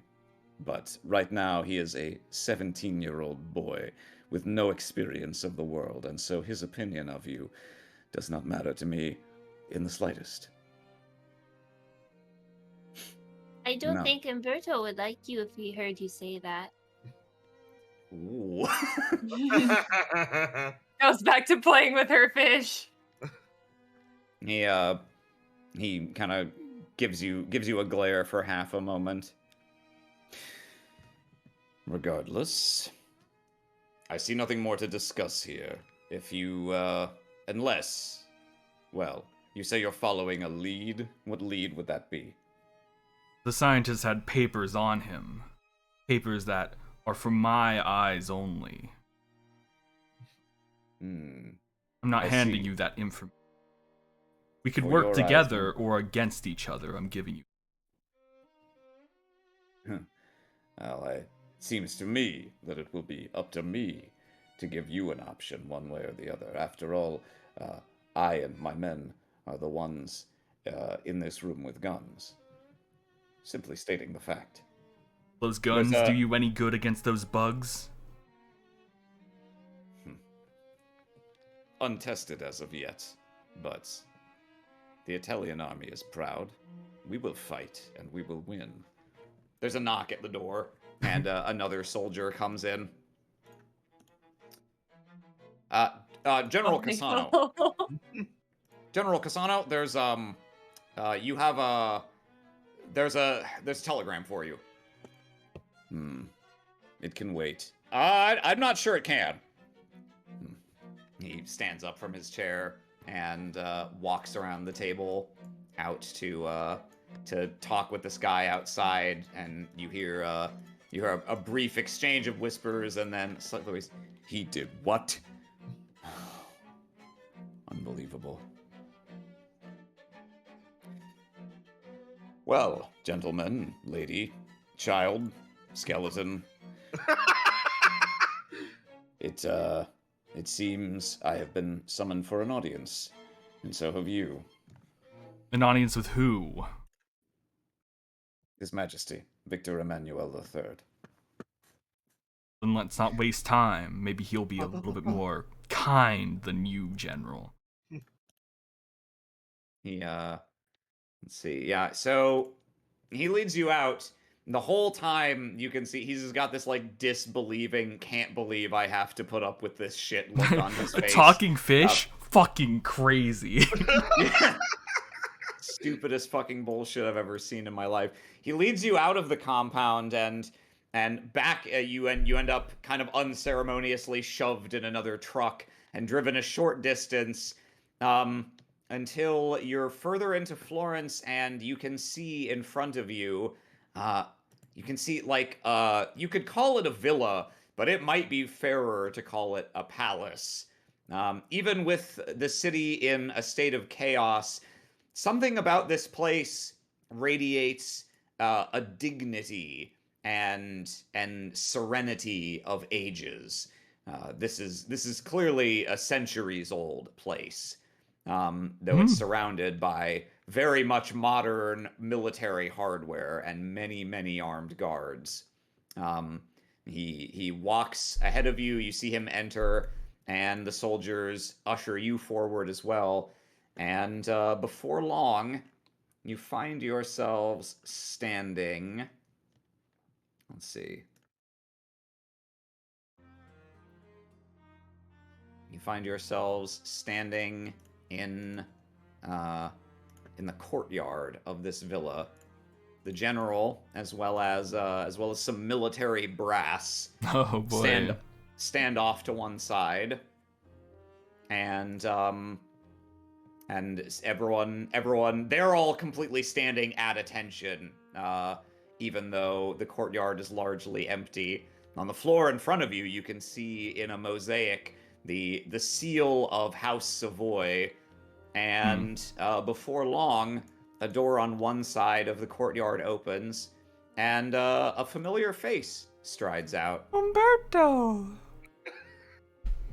He walks out and sees you and walks quickly but with a dignified gait over to you. Oh, thank goodness you're all right.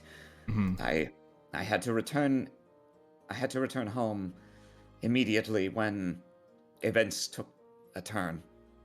Yes, it is unfortunate. He looks directly at the general, handshaking the prince. Oh yeah, he looks over, and when he sees General Cassano is present as well, incidentally, I go ahead and give you his little character thing Yeah. here. He sees that he's present, and you can see a semi-concealed and brief look of distaste on Umberto's face as well. General Cassano, fine military man, so I'm told. Um, Fine military man, not really a people person though. no, decidedly not. Well, not to non-military types. I apologize for any rough treatment you've received under his watch. Um, as soon as I found out that people matching your descriptions had been captured entering the country in some kind of strange flying machine, I spoke to my father as soon as I was able. Thank you.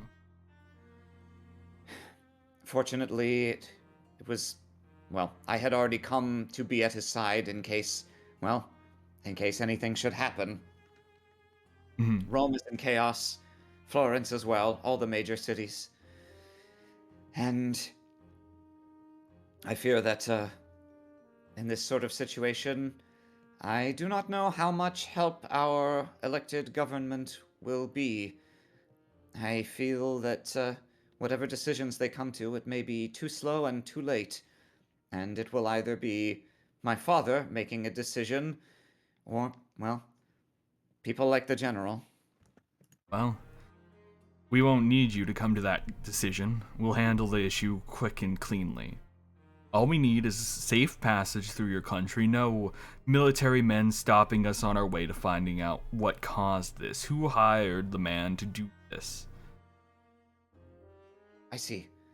I wish I could simply give you what you ask for, but the truth is that it is not my decision to make. It would fall to the military, absent my father choosing to overrule their decision, or our government doing so. But that will take more time than we may have. You suddenly notice all the military officers, including the general, were already standing at attention, but they suddenly go completely rigid and throw up a salute. And Umberto looks around and quickly does so as well. And a door on the opposite side opens, and a man walking with a cane emerges. In a similar, though more older and more elaborate uniform to the one Umberto is wearing. Whoa. Oh god. Mm. Looks like he's made of Play-Doh.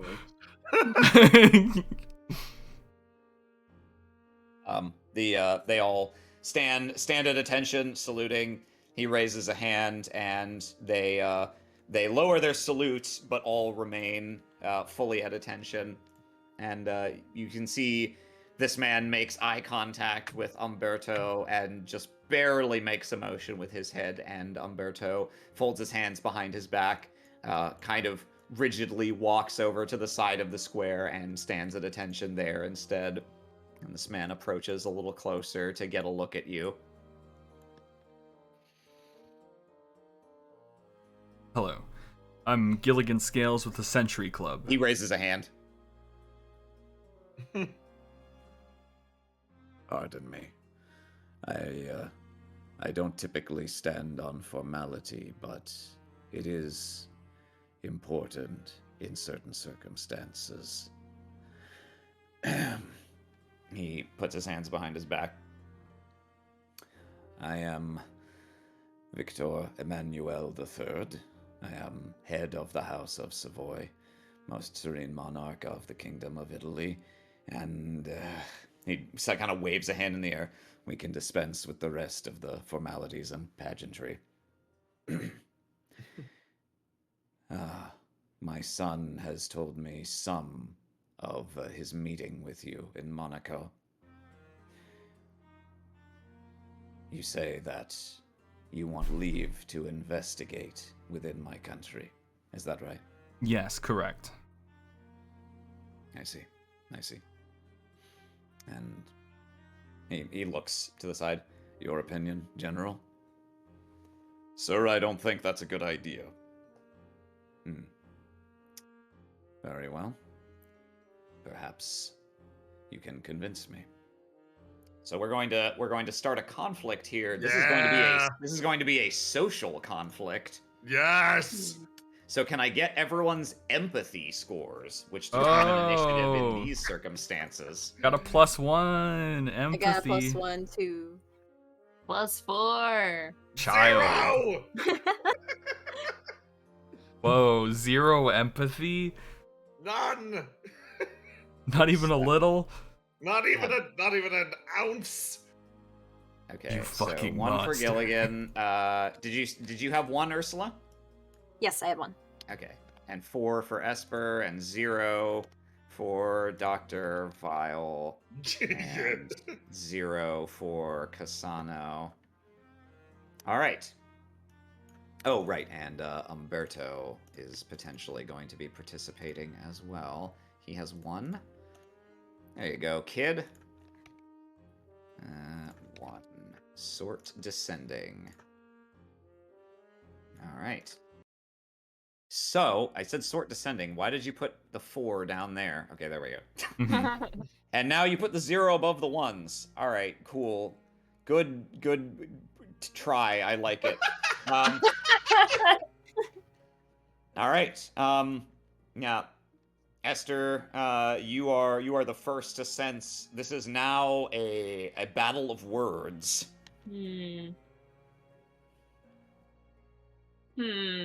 Okay. So, social conflict works just the same as a physical conflict.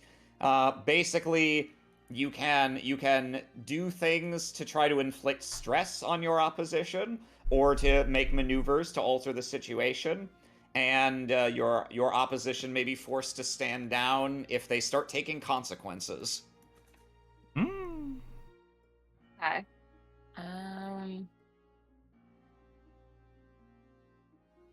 I think Esther is just going to shuffle a bit next to her dad, and hold her action. Okay. Ursula?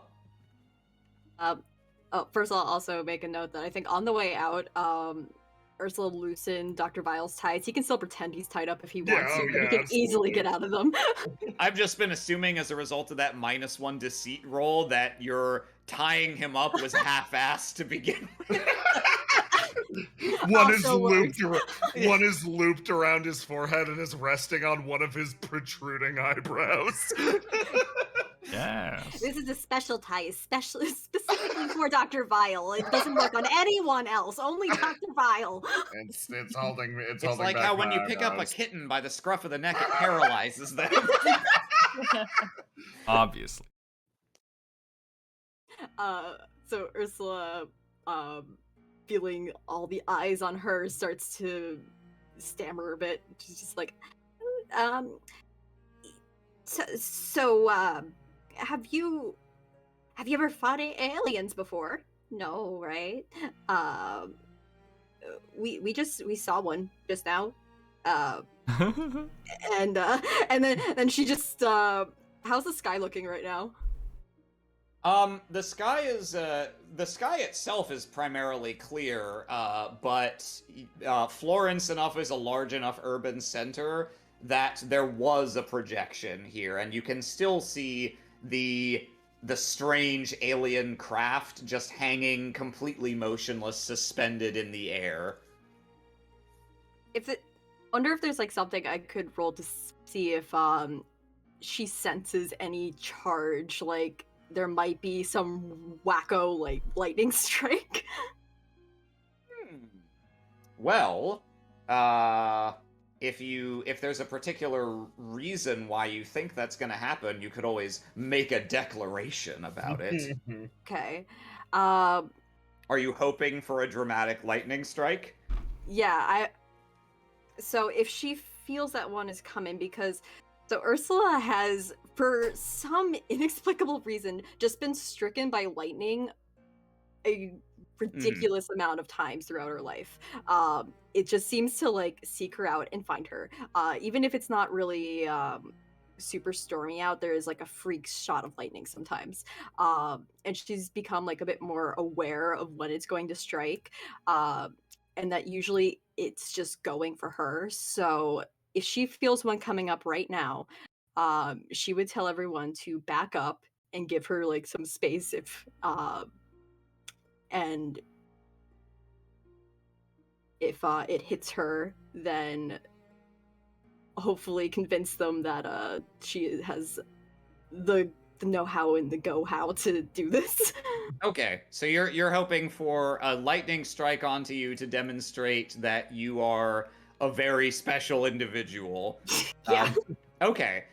Then yeah, I think the way I would handle that mechanically is you can if your intended effect is to awe them, I think you could roll either rapport or intimidate, and you can tag your 1 in a million aspect to get struck by lightning for dramatic effect at the appropriate moment. So after a few moments of bumbling and kind of like shrinking under everyone's gaze, suddenly just kind of like pops up. Oh dear. Okay, it's happening right now. Okay, I puts her hands up. Not coming after anyone. I don't know if anyone's gonna think I'm coming after. Everyone should back up. Back up right now. Just back up. We're still attached by the rope. Let go of the rope. She lets go of the rope. Kasano kind of gives you a suspicious, like, what are you up to look, but he does step back with his men. Still like staying in the clearing, she like tries to get as much open space for herself as possible. Yeah. Then I will roll the intimidation. All right, this might be a rough one. It's maybe another setback, Gilligan. Average. So with your tag, you can add a flat tag. +2, or you can re-roll that. I'll add a flat +2. That was 1 in a million. There we go.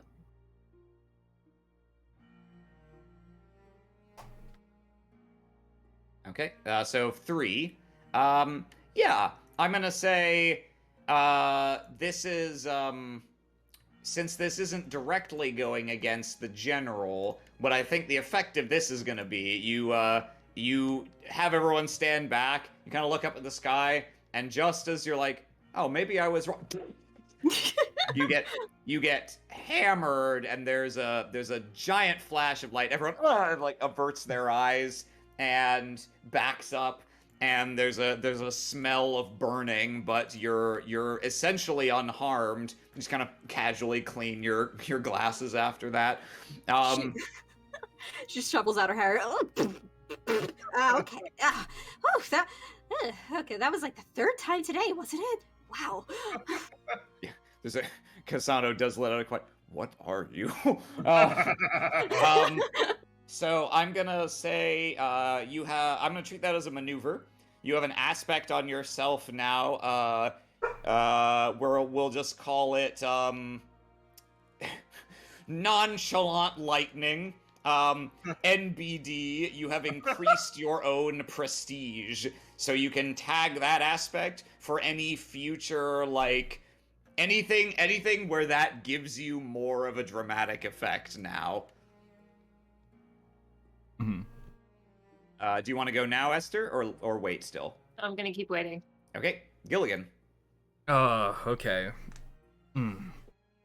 So I assume you have never dealt with issues like this before? The king says nothing but shakes his head, and the general kind of scoffs. No one in the world has dealt with this before. I have. Oh, really? You know nothing about me, you know nothing about the people I'm with.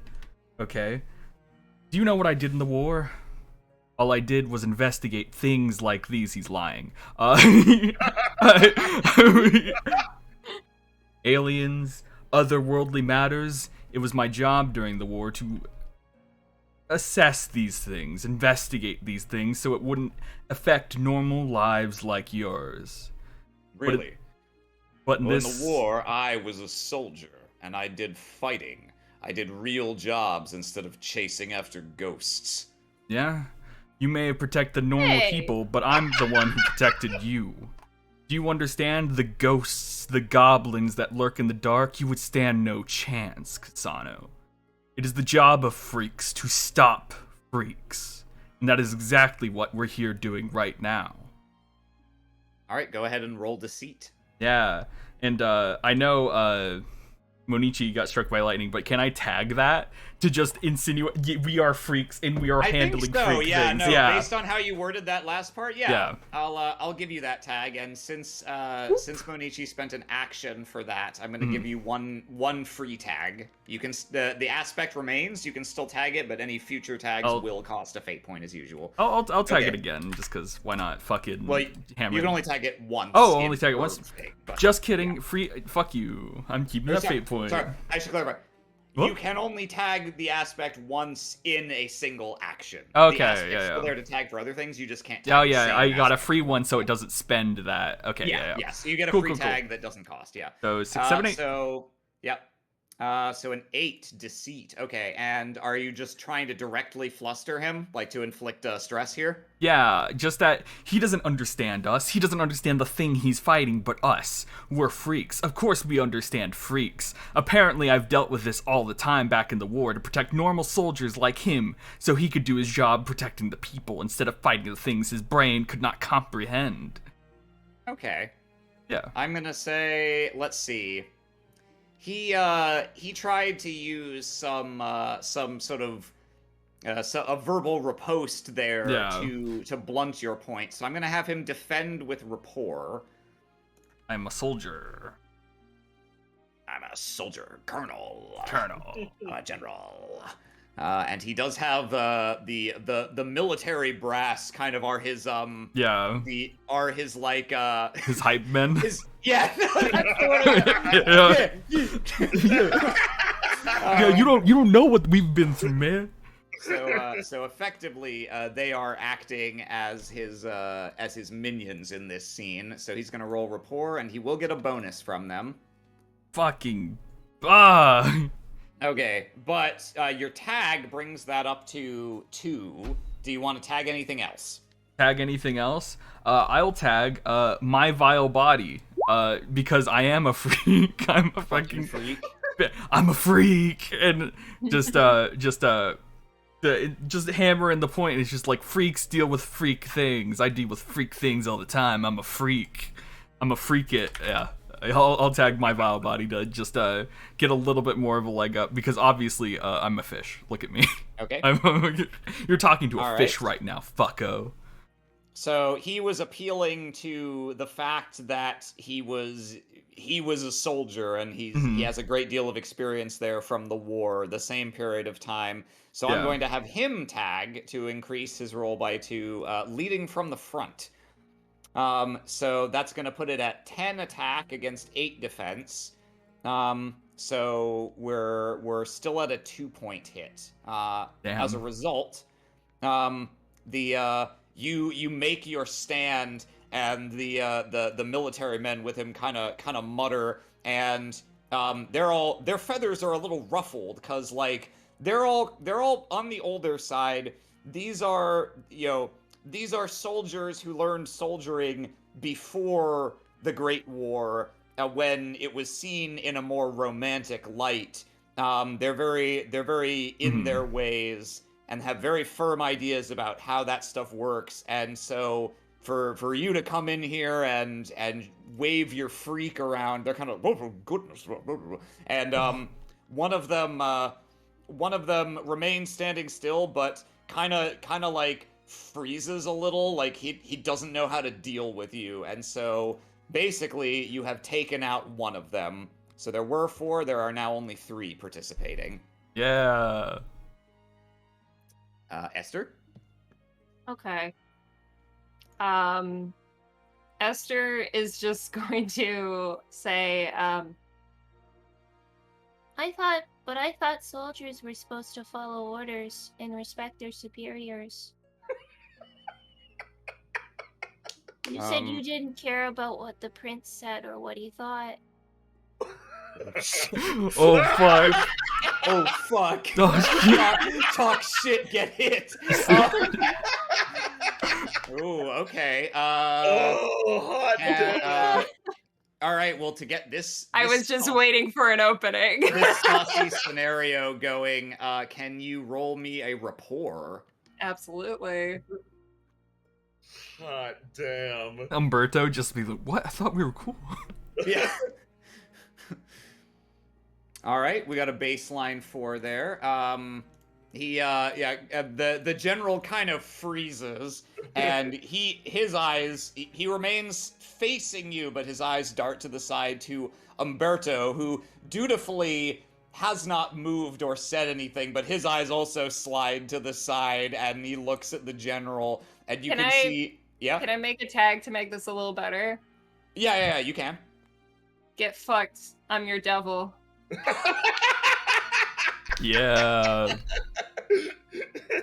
Oh man. Okay. The general kind of gives a single he's taken aback that you just came out with that. But he kind of straightens himself up. Of course, what I mean is that the prince is young and as yet untested in battle, and so while I certainly respect him as the future ruler that he is, I'm afraid he's in no position to give me orders yet. That's not what you said. Little girl, please Right, fucking Nabokov? stop. That's not what he said, right, Nabokov? She looks at him. Nabokov knows. Nabokov heard it plain as day, and Nabokov does not forget. That's right. Nabokov says that he said he simply did not give a damn what the prince said. Oh, are we really going to take the testimony of a fish? Huh? Much doesn't lie. less an inanimate one. Nabokov doesn't lie. Calling my daughter a liar? Well, your daughter's not being very polite to call me a liar, now is she? In any case, the prince's opinion is simply of no material consequence here, and he himself has admitted as much. The decision is not his to make. So he's gonna try and defend with rapport. All he this rolls- guy has is his status. He rolls a little lower now because you took out one of his guys. One of his hype men.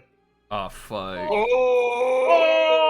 What the fuck? My dick is Oh, huge. no, I I'm don't sorry. care what you say, child. What? Okay, that should not. I don't know why it added 9. That had an extra 6 added. That's only a 3. Yeah, my bad. Okay. Damn. I thought he was about to down smash you. Damn. I think. Let's see. He is gonna tag one of Umberto's aspects to buff that defense roll. He's gonna tag untested in battle, underlining his point. The king looks impassive.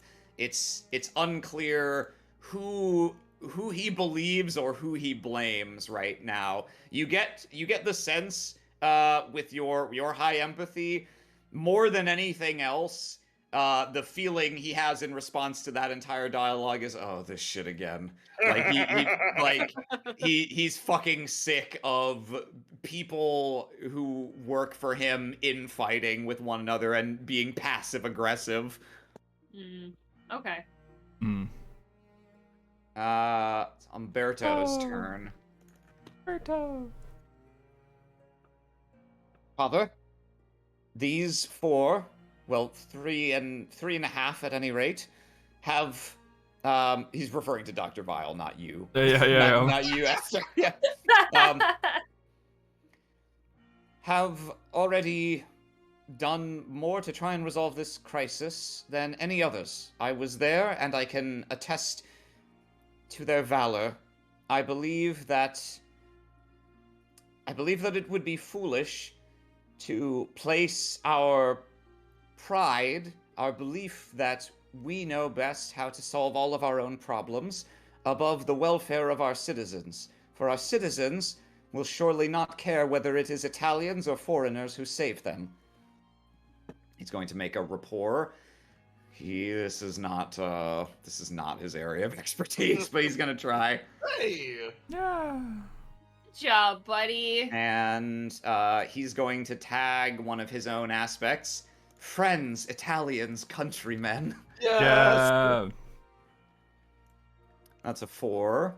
I think rather than, because he doesn't really have the muscle to try and directly attack Cassano here, so he's instead going to use that to he's going to place an aspect on you guys collectively, which is vouched for by Umberto. So that with a 4. That's gonna be a temporary aspect, so that's good for 1 tag and then is used up. Yeah. But that's what he can give you. All right. And the general doesn't even address you. He turns directly to the king and folds his hands behind his back, kind of sighs in a suitably dramatic fashion. Regardless of the prince having met them for 10 minutes at a party, these are unknown foreigners, and as they admitted themselves, they are connected to the Century Club. Now, I know that the club's reputation is generally considered sterling among most of the nations in the world, but you must realize, he looks to you guys now, of course, it's not a slight against you, but the club is an international organization. It has branches everywhere, and everywhere that it is inclined, it chooses to meddle. It stands to infringe on our national sovereignty, Your Highness. He's going to roll rapport Oh. to slander you. Oh! Spurn of the century. Superb! And yeah, he is appealing to the idea that the Century Club may not be so benevolent. It may just be here to interfere and push its own agenda. So he's going to tag his aspect, use or be used. Damn. That is it. So that's a 7-point verbal assault. And I think anyone who wants to can muster a verbal riposte to that. Exactly one of you may defend. Do it. Not I. Not okay. So he pretty much was just like, "Ooh, you're encroaching on our sovereignty. Century Club, you meddlers. You meddling kids. What are you good for? We are Italian and we know better." Let's see. This would be against our rapport, right? However you want to, you can, rapport is sort of the general, just talky words good skill, but you can try and counter with deceit or intimidation or even something wacky if you want to. Trying to think. May have something. No. If I could roll for resources, Ursula has an idea. What is it? Yeah, what'd you like to do? Yeah, so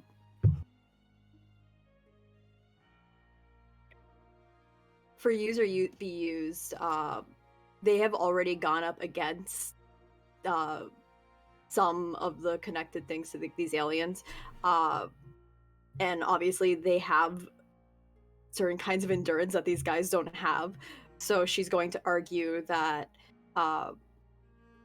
if anything, they'd be good to throw against the aliens first and see what they're working against. Okay. Let's see. I think I would probably just put that as rapport if you were to make that argument.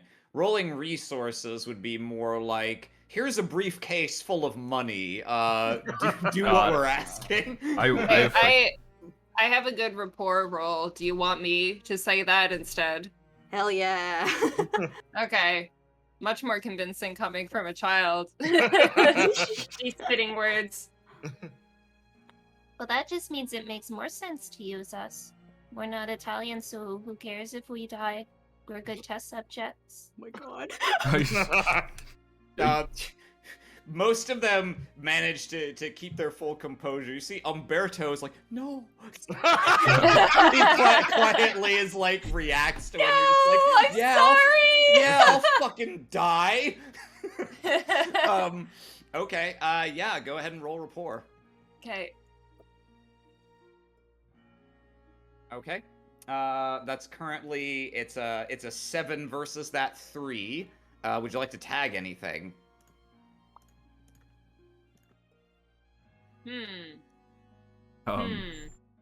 I'm trying to think of Was she able to use that temporary aspect Ursula got? I would say so, yeah.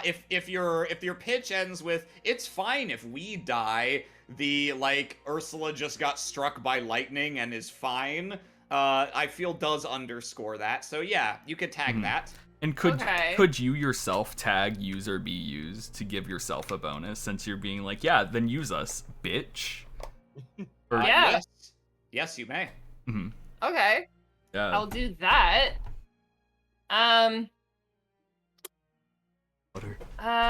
The only thing I can swing maybe from my kid is maybe I don't know, actually. I don't really think I have anything, but I will take those. Is that a Yeah, that that gets two? you that gets you up to a 7, so you're tied for a successful defense. Yeah. Okay, cool. All right. Now you counter with that, and he cuts off mid-sentence. He doesn't lose composure to the degree of Umberto, but hearing a small child say, it's okay if we die, nevertheless is so jarring that he kind of loses his train of thought and loses his chance to continue speaking. Dr. Vile. Oh boy, he's going to hop. I shoot them. Still, The death ray! the death ray and the life ray. Here you go, Umberto. Let's replenish that hairline. No, he hops into the middle of the circle of everyone, still tied up. Just doink, doink, doink, doink. Looks around the room. Everyone, are we not afraid? A big wide grin as he cranes his head around at everyone in the surrounding area. This, what we see before us, is not a war that can be fought by traditional soldiers, as my associate has brought up. This is a war of the worlds. This is an otherworldly threat. Now tell me, with these towering figures that loom over the entire world, are the history books going to tell a tale of a group of soldiers, generals, and politicians who gathered in this very room and did nothing to forestall the insectoid apocalypse? He whirls around again. Right now, others could be bearing down on that very location, the heart of this issue.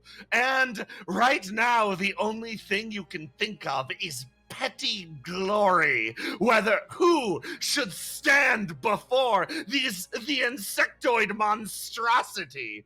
Are you kidding me? We need to speak to our fear right now. We need to embrace the terror of a world-ending scenario. We need to stare into the abyss of space and face it head on. Whatever decision you make, I ask you, don't make it a decision that binds you or us here to this room. If we are going to meet this, let us meet it on the battlefield. General, either you prove your mettle, or we'll prove ours. He wiggles in his tiny cocoon of a rope, and like hops forward again. If you're looking for qualifications, I've got shakes a bit, quite a few, even some on my person. And then something rolls out of his cape. That's my PhD. Take a look. Evil science. Also, similarly, moves back around. Don't know if you noticed. Drops the rope around. Robot skeleton body. If you're looking for proof, qualification, or anything otherwise, look no further than moi. Okay. I love when a player does like a really meaty chunk of narration, and as I go, I'm mentally ticking off, oh, I see, they're gonna tag that, they're gonna tag that, they're gonna tag that. Yeah. So first of all, I think since you're appealing directly to fear, it sounds like you're rolling intimidation here. Oh yeah, absolutely. Okay. And what, if anything, would you like to tag? I would like to tag my PhD. I so rarely have a chance for this one, so don't. Petty hatred display. My petty hatred display. I'd also like to tag Bone Daddy. Yeah, since you used your body as a prop there. Yes. I think you so you said something in there. You referenced the ship floating in the air, and it's not exactly what this aspect is named, but it's the same general idea. As if to underscore your point, you hear another round of sirens go off, and you can hear every bell across the city tolling, just underscoring the dire situation. You have discovered the scene aspect, sirens and bells, and you may tag it if you wish. Yes, I damn well will. Yeah. Beautiful. I'm gonna hit that intimidation button and add a 6 to it. Yep, or use rerolls if you roll really shit. We'll see how it goes. Oh yeah, so I won't add anything yet because I've got to decide if rerolls. +6, that would put it at a 7. It's not a. That's weird. Oh, you accidentally. I think you bejungled the roll because you rolled 4df plus 3+. As you can see, it rolled 2 pluses and a minus, and your baseline should be 3. So that should be a 4. A 4. 4 plus 7, yeah. Or 4 plus 6, I'll take that. Yeah. So you're gonna go a 10 intimidate. I will take the 10 intimidate. Sure you couldn't take it higher? You want me to boost it up even higher than that? You Tim. I don't know how you could raise it higher. It's fine. Kill him. Kill him. I think I know how he could boost it even more than that. I think that's fine. Let's just. You want me to go? No, if you want me to tag one more, I've got this. We need your fate points for the insectoids. You can't No, just blow your absolutely load not. right He's here. Watch me. He throws. You dared me. Here it comes. He throws off the ropes and then leaps into the back of you all. With the assistance of my ever so loyal goons, we'll easily be able to bring this problem under wraps. After all, these three together are my collected skinions.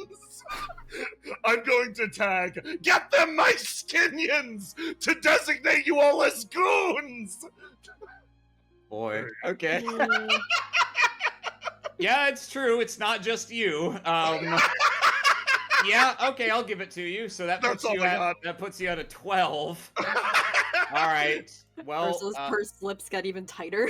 Yeah, no, everyone hated that. And the yeah, right everyone corner. disliked that. Why even have skin anymore? Well, this is let's see, yeah, as an intimidation roll. Let's see, yeah, what is his rebuttal to that? Pissing and shitting. Yeah, pissing and shitting and farting.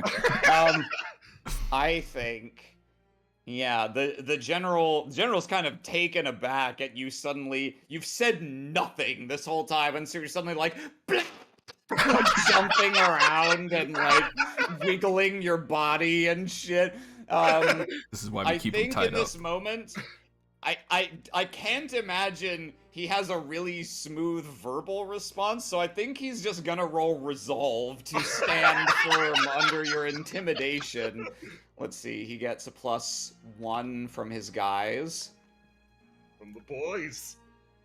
Oh, that's some great resolve. Okay. Yeah, so that's still 8. You unleash that tirade, and the like, if they were unnerved by Gilligan being like, "Oh, you fucking freak, I'm a freak," before, you just fucking referred to people as your skinions, and they don't know what that is, but they don't like it. The rest of the military brass are just stunned into silence. You have taken them out of the scene, and you have 2 points left over, so that's going to be a 2-point composure hit to the general.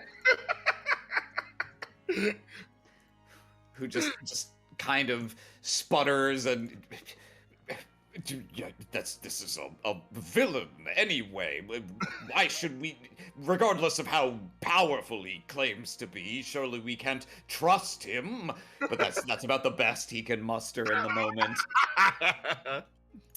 Ursula. So we just have Cassano left, right? Or Yeah. was it another? Okay. I left the icon there because they didn't, disintegrate. Yeah, the Beastie Boys are gone. Yeah. The hype men have fallen silent.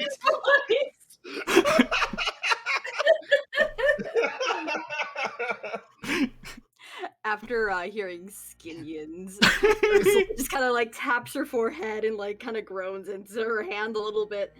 You know what?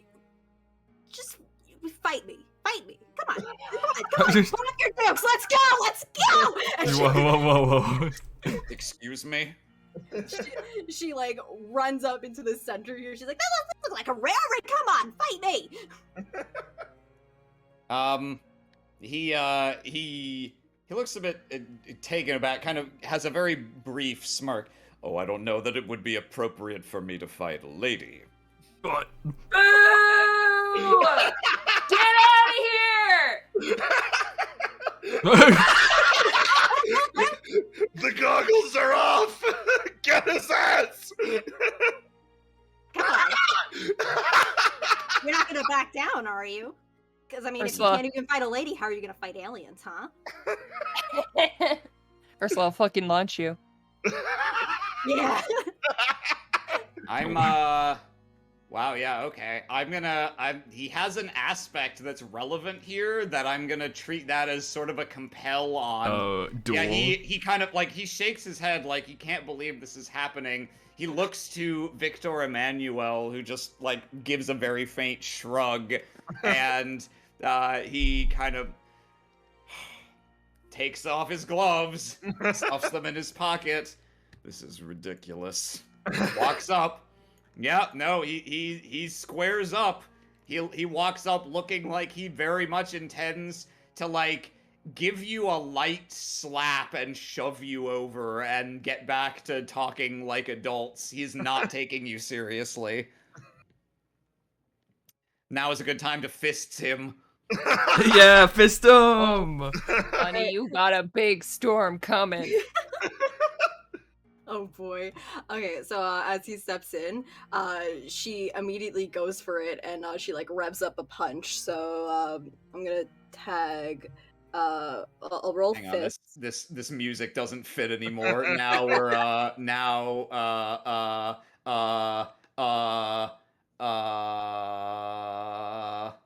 Sophisticated fight starts playing.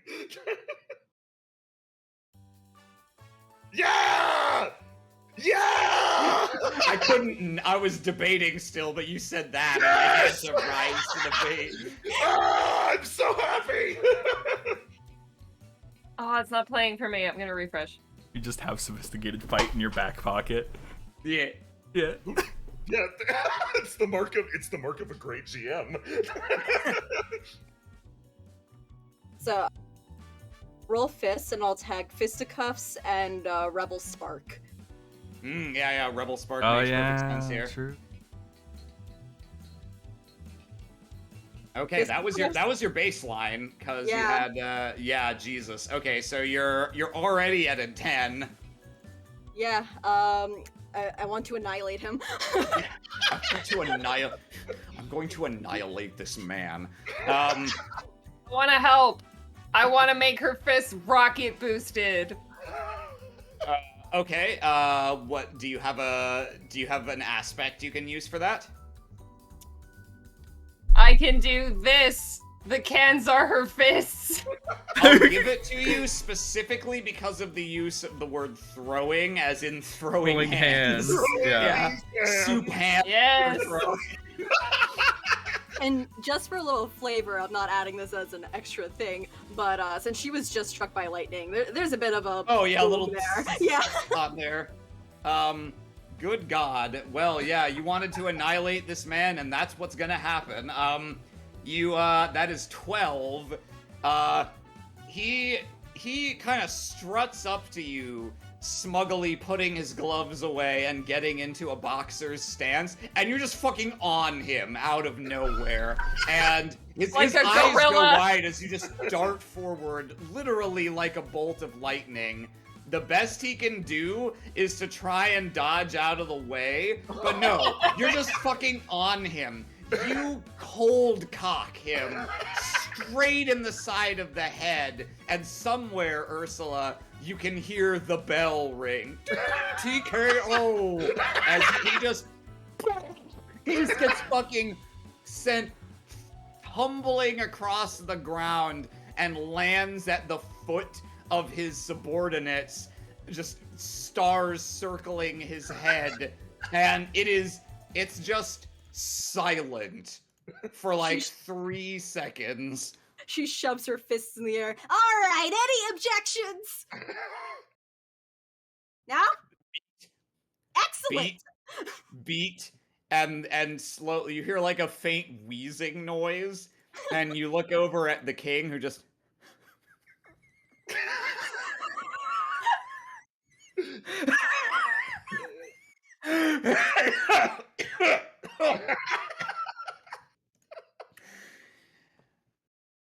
I think you've made your point.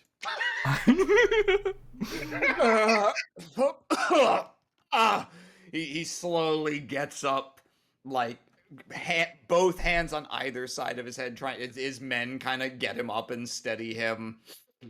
I take it back. That's no lady. Then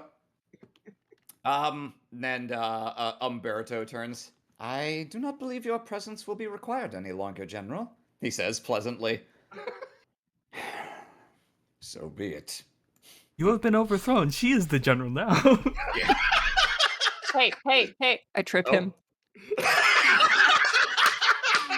Oh God! I'm not gonna make you roll for. Well, all right. Let's see how good it. Roll mysteries. Let's see how good you get him. Okay. He's definitely not coordinated enough right now to defend. Holy fuck! He gets up, his men start ushering him away, and you yank a foot out from under him, and he just immediately falls over a bench into a small ornamental fountain underneath the balcony.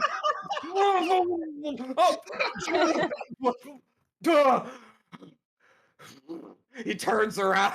He looks so fucking pissed. You guys. straightens his Oh. uniform, and they storm off. Didn't even need a lady for that one. Good job. Jesus. I just witnessed a murder. Alright, let me... While Umberto is not tested in battle, at least he is not disrespectful. My son has a lot to learn, but I have many years yet to forge him into a fine successor. Thank you, Father. Shall I? Yes, yes, my son, I think it's best that you, wait outside the courtyard as well. He takes off his jacket, Yakuza music starts playing, the tattoo on his back is exposed. Now, a worthy challenge. As you wish, Father. As He- Umberto Yeah. exits, Vile has placed himself between Umberto and the exit and just goes, Oh. oh. Nope, see ya, fuck you. Later. Well, Umberto, I did have a chance to perform in your court after all. But you were not the one who was slapped. He gives... There's still gives- time. May as you start to exit, he just gives you a salute. May your reign last longer than a month. Have fun. He runs back Oh, over here. history's got bad news for me.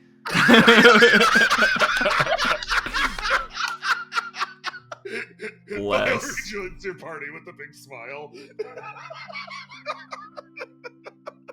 Well, you made your point in suitably dramatic fashion, although perhaps not in a way befitting of this place and the company. But I'll not judge you for it.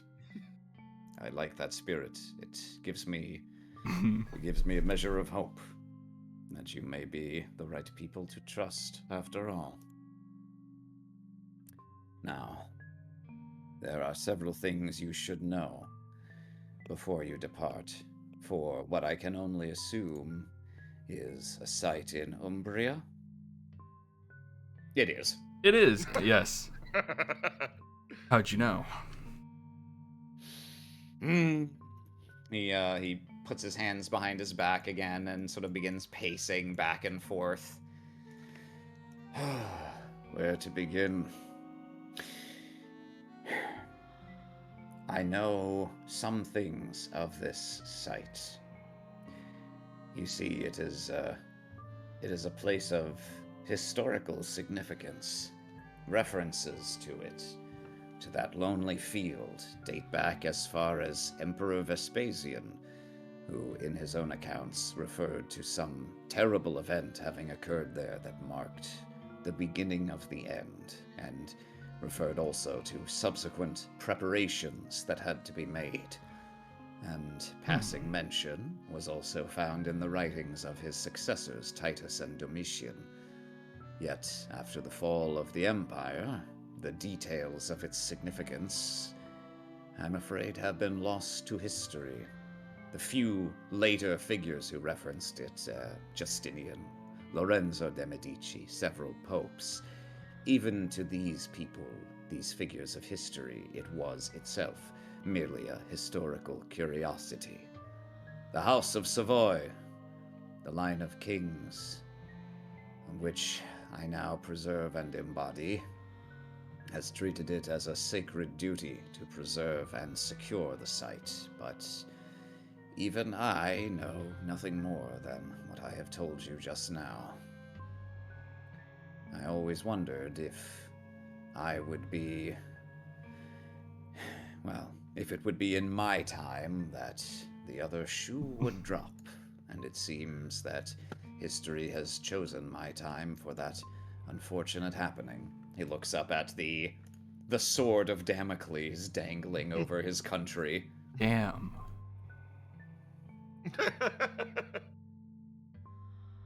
I will send you there, and I will see to it that you have a military escort, and that you receive no further interference from my armed forces.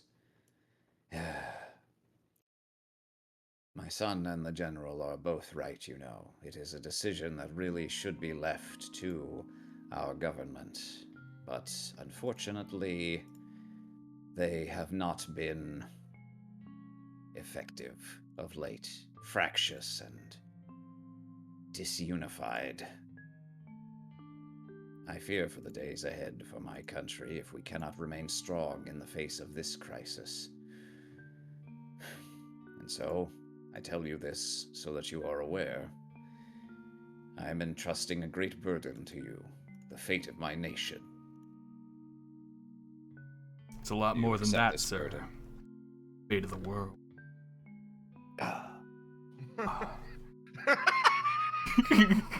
Very well. Then I suggest you depart with all due haste. And Godspeed. May his gaze shield you from the heavens' wrath. Meanwhile, let's see. Real quick, cut back here. Ron, please be Ron! okay. Run, please, run! Just cuts and No, Ron's just no. dead in a ditch. There's no scene. Don't fuss with Flecker. Don't fuss with Flecker. Oh, they fuss. Oh, they fussed. Shit. I never thought it would happen. I was just calling a bluff. I always said don't fuss with Flecker. It's because I don't know what I do. I really can't withstand being fussed. He takes off his mask, revealing his mantis head. No! No. The betrayal! Betrayal. No. I took a bullet for you. So, drying himself off still, Cassano re-enters his office and hangs up his jacket, still rubbing the side of his face where there's a massive imprint. And he mutters angrily and darkly to himself, sits down at his desk, picks up the receiver, and begins dialing. After a few moments, it picks up on the other end. Yes, put me through. And he's soon deep in conversation with someone, frantic, frenzied, trying, knowing he's racing against the clock, and then another call, and another, and before long, he goes to hang up the phone, but sighs and... I told Mussolini it was a mistake to involve that mad Russian. His compulsive need to flaunt his scientific achievements to his rivals may have exposed our entire operation. Right.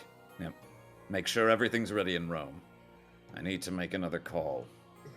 He hangs up, and then goes to dial the phone again, places his finger down, but he dials it backwards. Whoa. And there's an odd hiss of static immediately, without even waiting to be put through. It's me. You should be aware. Interlopers may be about to learn our secrets, and my hands are tied. I cannot disobey the king. That is just as well, an inhuman voice responds. I will protect our secrets myself. Shortly thereafter, Oh.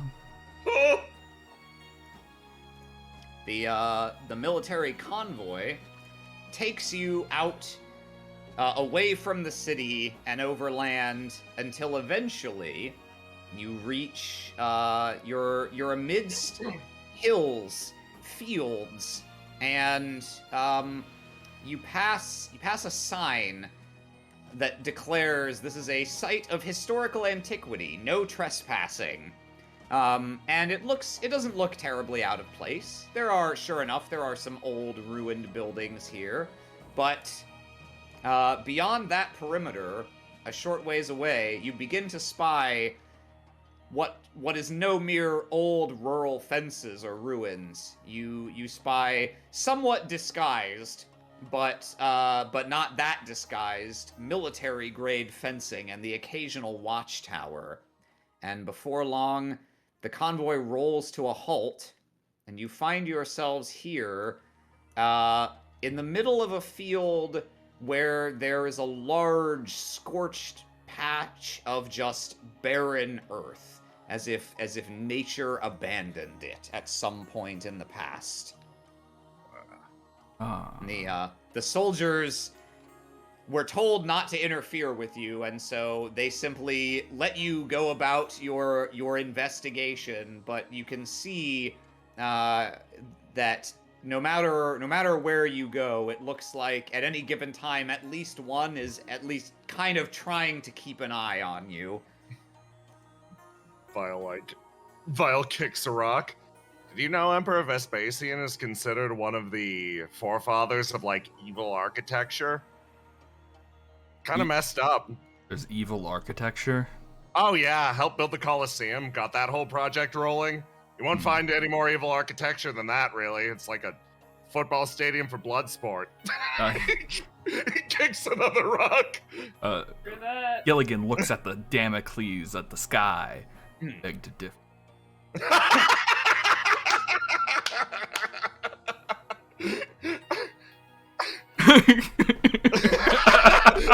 Vile has no response, he just slowly claps. Well, fucking die. Yeah, he's just like, yeah, touche. No, I can take an L when I get one. He looks around the room.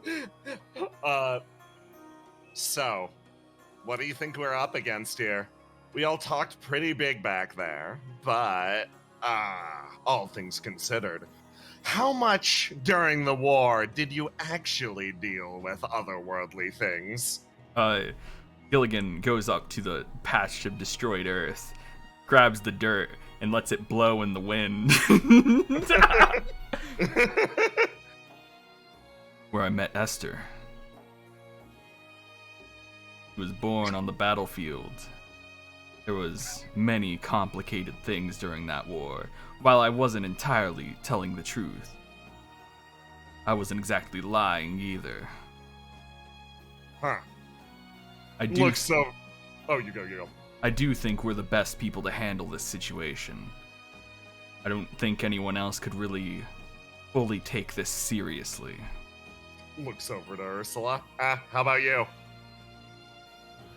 I didn't like being at the whims of that guy. I don't like people telling me what to do. Oh, yeah, no, you might have a future in villainy. Honestly, all things considered, it's all about ripping down authority on some level. It's honestly great. Consider it for yourself if you find yourself long-term frustrated, but what's your experiences dealing with the otherworldly and stuff like that? You prep for this stuff? Probably not, but no time like the present. Cool. Okay. He finally looks down. He finally looks down at Esther. And you? You fought any great otherworldly threats? He nods. Oh. I'm going to take that at face value. Wait, he turns back around. Me and Nabokov are professional ghost hunters. We've slayed many. Ghosts. You get the most uncharacteristic thing from Dr. Vile so far, who has very specific rules for villainy, and he looks down at you and goes, "Oh, you're a ghost hunter. Oh, yeah, those are really useful. Honestly, good profession to get into." You're a ghost hunter? Okay. I might sound crazy. I am constantly troubled by one very specifically vengeful ghost that hates me. Can you do something about that? Please exercise it. No, he immediately is like, "Ghost hunter, respectable profession. Okay, my confidence is boosted. Let's go, chums." That might have been the first thing Dr. Vile said that Esther actually liked. Damn, and he says a lot. Yeah, and I don't shut up. He starts to climb over the fence. Yeah. She is slightly flattered, and if you cared to look at her, she had a tiny little smile, but it is gone quickly. he walks 3 paces away and then whirls around and misses it and is like, Like you do a double take where like you see the smile and you look like wait, and you look back and it's gone, and so that's just yet another form of jump scare. You see, we have a family resemblance. Her angry eyebrows just haven't grown in yet. Once her baby eyebrows fall out, that's when they'll come. Will mine be as powerful as yours, Papa? Even greater. He's looking around the place for anything suspicious, anything out of place. Yeah, well, to start with, anyone who wants can make an investigation check. Whoa!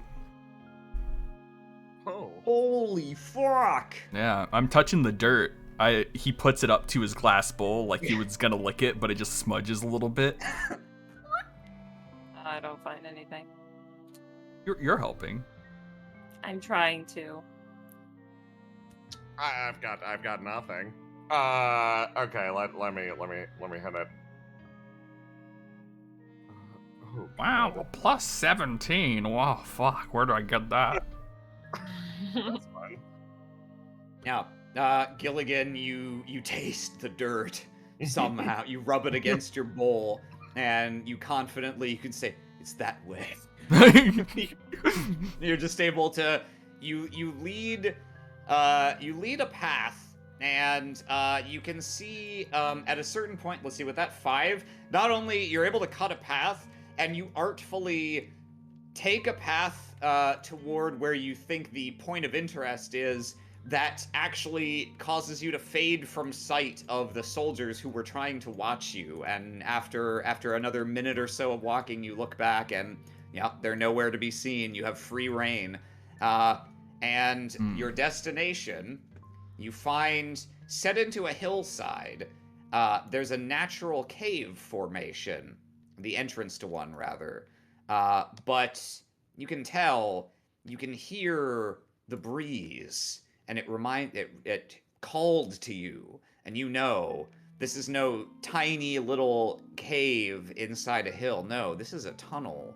This leads somewhere, and you only have to set a few feet inside to have your suspicions confirmed.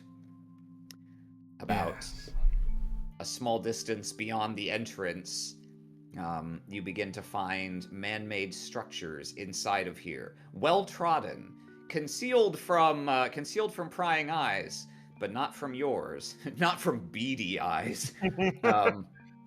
Not when you've got a fisheye lens. God, that's a great aspect. Fuck. And down and down, you hit what must be the jackpot. Down a little ways into the earth. I die. Down a little ways into the earth, you find an even more elaborate construction. There's no way this could be here without the knowledge of at least someone in the military if they guard this site. You find an underground train platform and tracks stretching away into the darkness deeper and deeper. Kasano's known.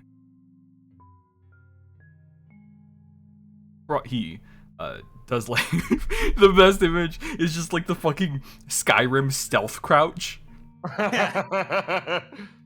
skulking around. Does that really work? Is that what you're always doing when you hide from people? Maybe. Oh god, I lost track of him. Literally stands exactly in place and just bends his knees. What? Where do you? Just the wind. Where'd he go? Just the wind. Yes. How dusty is it? Does it seem like people have been through here recently? Yeah. In spite of the image, the train is very dirty. It's covered in it's actually covered in moss in some places even. But It's not covered with the dust that would suggest it had not been moving. Yeah. Indeed, it looks to you like this is used, maybe not regularly, but it's at least been used recently. Huh. Looks like we've seen our path forward. Some sort of train down this tunnel to probably some different location. Keep like walking along the train, just observing it. It seems functional. Huh. Weird. Ursula's checking out to see what the train runs on. Yeah. You take a look. It looks like it runs on oil and coal like a normal train. There must be some kind of mechanism for ventilating this place, presumably. But it's not a wacky mad science train. Damn, it could be though. It's not a I'll say it's not a wacky mad science train, but it's definitely a military train. It looks like it may have been repurposed even from an armored train, perhaps from the war. Gilligan's gonna hop inside. Yeah. Are there any boxes? It's like they were transporting something. There are crates, empty. It looks like they were brought back here and unloaded at some point. But yes, this is certainly used to transport. But what? Maybe the Inversium they were talking about. Maybe they have some sort of Inversium mine back here. Well, we have two choices of moving forward. We can walk, which is obviously quieter, but will take much more time. Or, taps his hand on the side of the train. We could take this for a spin. Peeks his head out the side, looks at the other two, waits for their response. Ursula's tapping her chin. I can't imagine this would be so unguarded if there wasn't something else in the way. And she starts like looking for any booby traps or just something that might get in their way. Okay. Esther Roll goes- investigation. Esther Yeah. goes with her. She has decided to hold Ursula's hand today. You have been graced. One day that can be. Ursula, you find a mechanism affixed to the control console at the front of the train that indeed is meant to raise an alarm if it's not properly deactivated before the engine is fired up. But having found it, deactivating it, child's play. Blows out a little cackle. And we have a child. The exact thing we needed for this situation. Child's play. It's a child's play. Esther just pumps her hands in the air. At like the final step of it, when it's not really a problem anymore, Ursula hands her tool over to Esther and just turn that little knob right there. Just turn that. Aww. It's like when you're at a restaurant and you hand like the debit machine over to like your 4-year-old and they're like, just press the green one. I love that shit. I see it all the time. That's what happens. She's so happy. Her face is impassive, but she's so happy. She's sparkling. You can feel Nabokov is proud of you. Oh, amazing. Some good work, Esther. She nods. All right, we're all set. We can figure out how to get this thing going.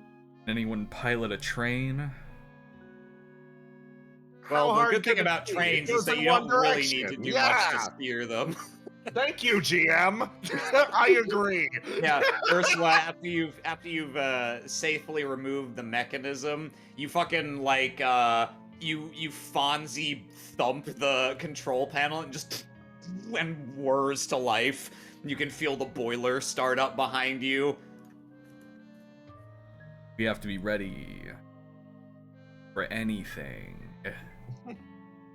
We don't know where we're going, but can't be good.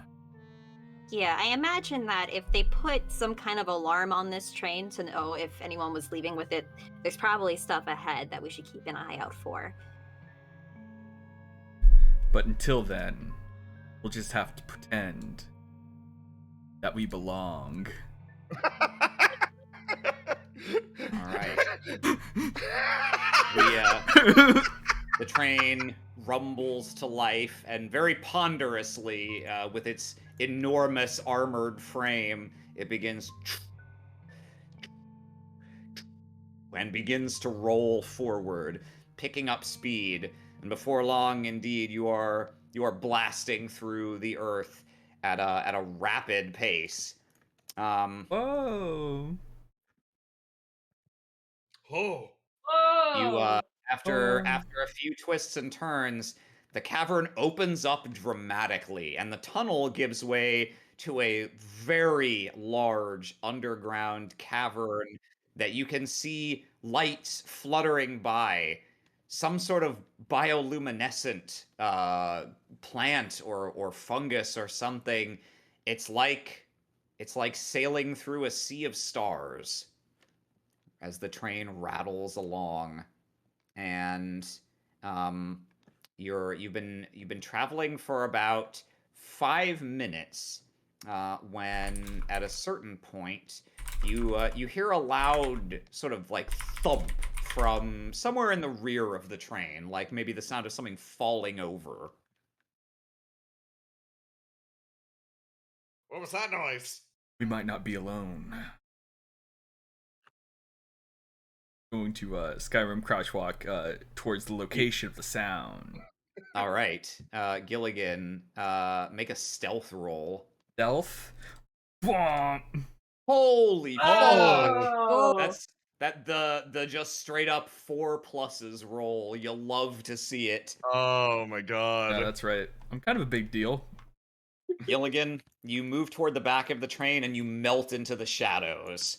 And as you sit there, you hear another kind of a few softer tum tum tum, and then you hear quietly what sounds like the sound of a very it almost sounds like slicing through slicing through something moderately soft. There's like a little bit of sawing, but it's mostly very quiet.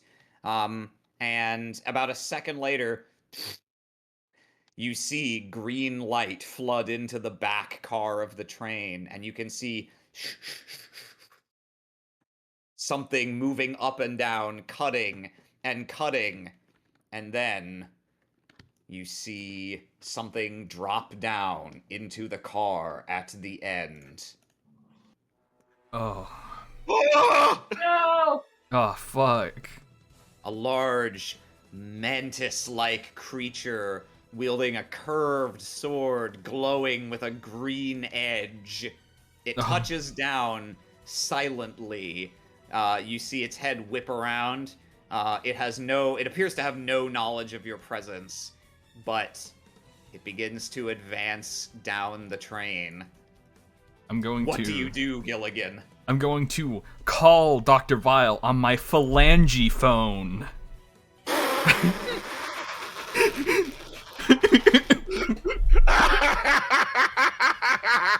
Okay. Mantises, they're on the train. Can you like disconnect the car or something? Well, they're ahead of us, or are they behind? No, it's behind. Oh, it's It came behind? from the furthest back car, yeah. Okay. Oh god, but he's ahead of me now. I would have to slink past him and then disconnect a train car. Let's see. Trying to think. Okay, so what I'm going to do is I'm going to try to do that. I'm going to try to disconnect the train car. Ooh, like a cool guy. And so Yeah. you're gonna do that after it passes by you without noticing. Yeah. Okay, nice. Okay, I'll shove you guys there so that I can position like this. All right. I'm gonna let you keep coasting on that 8 stealth. So you don't need to roll stealth to do this. Yeah. Go ahead and roll engineering to disconnect the car. Fuck. Quickly. Engineering. Bonk. 0. You can also, if you don't care about trying to do it unobtrusively, you could just, take out a weapon or a gun or something to do it. But engineering would be to do it quickly and quietly. And it looks like that plan might be off the table. You can do it quietly, but not quickly. Not quickly enough to disconnect it before it moves on. I'm going to I can do it like quickly by I'm gonna say damn it, and I'm going to punch it with my fists. The coupling with your like robo fist. Yeah, so I'm going to roll fists. 0, and then I'm gonna tag 2 aspects, my vile body, and then the good old flounder pounder. Good old flounder pounder. All right.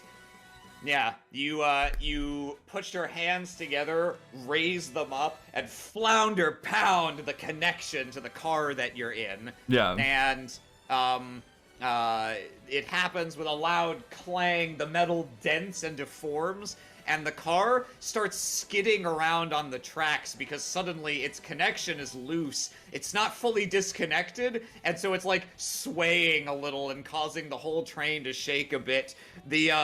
The creature turns around and lets out a guttural hiss, now aware of you, but the car does...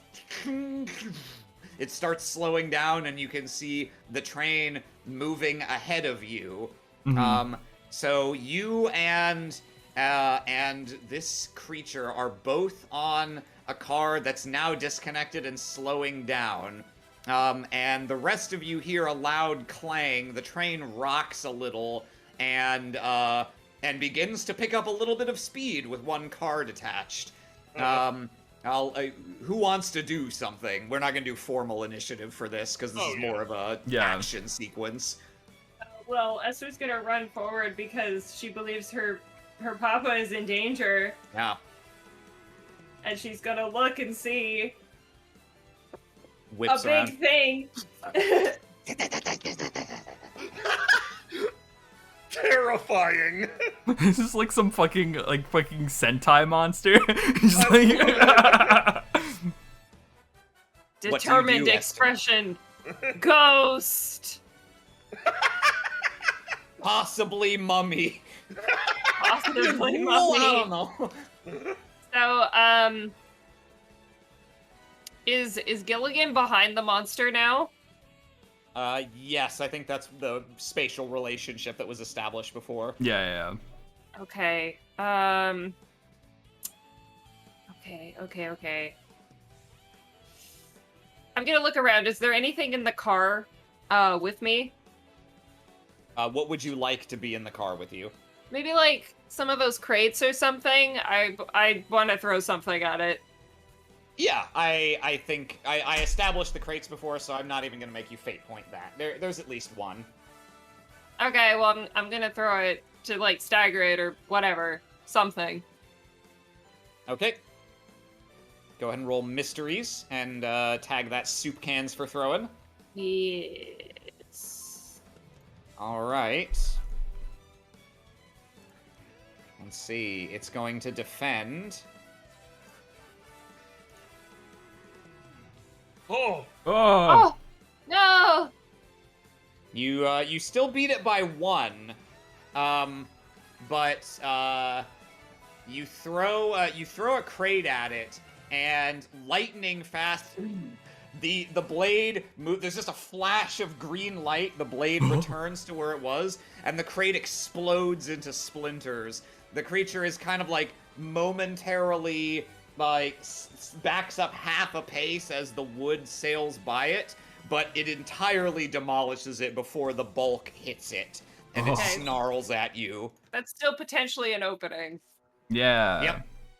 So, what Gilligan's going to do is he's going to use that as a distraction to slink off to the top of the train, like get on the outside and then climb up to the top.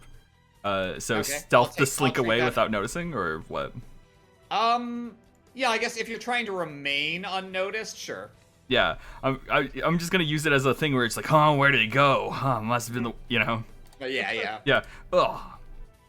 Okay. That will be opposed by alertness. How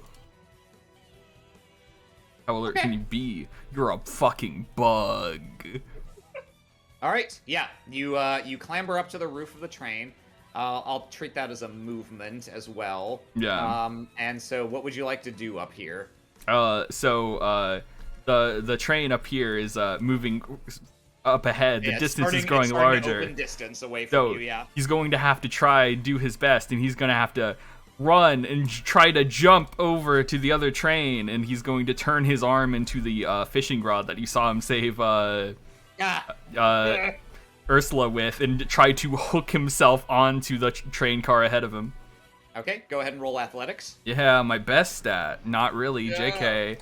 But I'm going to be tagging my vile body to use my my fish hook, so that's like a +2. Okay. That's a fairly impressive stunt you're trying to pull off. Yeah. Are you gonna leave it at 2? Leave it at 2. Let's see. So I'm not sure if I have any other thing that I can use to enhance that. Then yeah, you cast out your line. Yeah. And manage to hook it to the car ahead of you, and almost immediately you're like yanked off your feet by the train that's moving now faster than you were. And so you have attached to it, but you are trailing behind it like a windstorm. Yeah. Swaying back and forth. Like one of those fish unsteadily. wind socks. If that line breaks, you can expect a long, fast tumble into the darkness and almost certain death. Oh. Oh boy. Papa! I'm gonna give the creature a turn now. It too sees that it's being left behind, and I think it's gonna take a flying leap onto the side of the car ahead. Let's see how successful it is.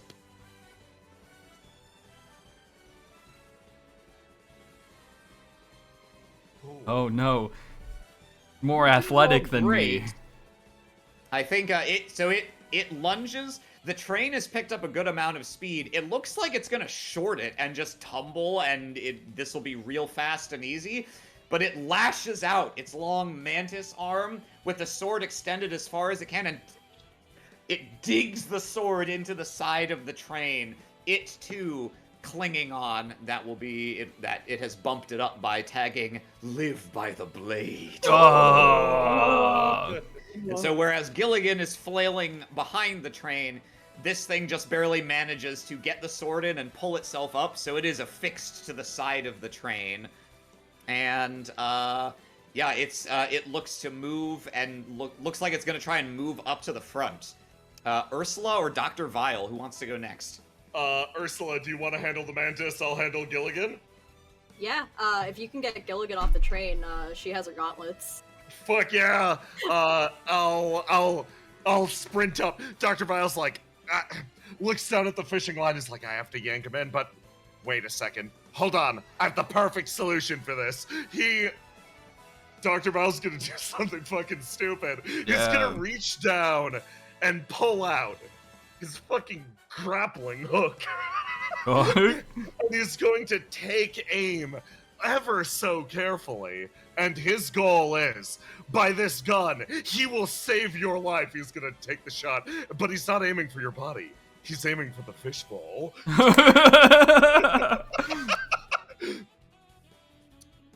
All right, go ahead and roll guns. He invented this body of yours. He's going to, hold on, let's say, yes! Yep. You So- fire. Go ahead. What I want to do is detach the fishbowl from his body. And let the body fall. Let the body, since it's still just hanging on, set that to autopilot. He's got a plan. Oh, okay, yeah, that makes sense. That makes sense because of how it works. All right. So- The metal claws wrap around the fishbowl and you pop it off, Gilligan. You're suddenly pitched forward, spinning. You lose contact with your body. You are just a fish for the moment. You fly through the air, whizzing back, and you land in Dr. Vile's claws, and he's like, well, you know more about this creature, so I think, you know what? Your head's a little bit better than mine right now. He pops his own head off and puts Gilligan's in its place. He is now a severed head, trading Gilligan's head onto his body. There, if you want to take your turn, use my body. Boy, I'm glad the icons in no way allow me No, to do this. absolutely not. I'll give it a shot. There you go. He's now his severed skull. He's like, okay, Gilligan, you're steering the ship now. Gilligan looks at his hands. Oh God, this body! That was my plan. I'm happy. All right, Ursula. So seeing that, she immediately puts it out of her head for her own mental sanity, and seeing a moment to strike, bolts up and has her gauntlets out and tries to electrify the car that this mantis is in. Oh, okay. All right. Go ahead and roll science. Is your goal to damage it or to change the situation somehow also? My goal is to damage it, yes. Okay. So it would also... It depends on how it affects the train, too, because, like, if the charge keeps going, then we have a situation. Yeah. But let's see. Alright, good, and I will spend 1 fate point for Spark of Inspiration. Okay. Yeah, I'll buy that. You plunge a fish down onto the metal and just immediately turning the entire car into a Faraday cage. On the outside, you can see the green light edging the creature's sword intensifies as energy crackles up the blade and into the creature. It's just gonna try and straight up ride this out, so it's gonna defend with endurance. And yeah, that's gonna be a 2-point hit. And let's see, you got a 5 for that. Yeah, I'll go ahead and oh no, I forgot to prepare my scene aspects text for this one. I've been a fool. But I am gonna add a scene aspect called Electrified Car. Ooh. Paste that in. Okay. And then shit. Take this over here. Oh fuck. Okay, no, it's fine. We can save this. Okay, get rid of that. I'm glad this is on the GM layer. No, get out of here. Oh god, jeez. Oh jeez, fuck, oh man, shit, god. Shit, fuck. I'm blowing it. Okay, here we go. Electrified car. Boop. And map layer. There we go. All right. Let's see. I'm gonna give it a turn now. I think it's going to try and blow past you, all of you, and just race down the outside of the train toward the front. So I'm gonna have it roll athletics to sprint. Oh.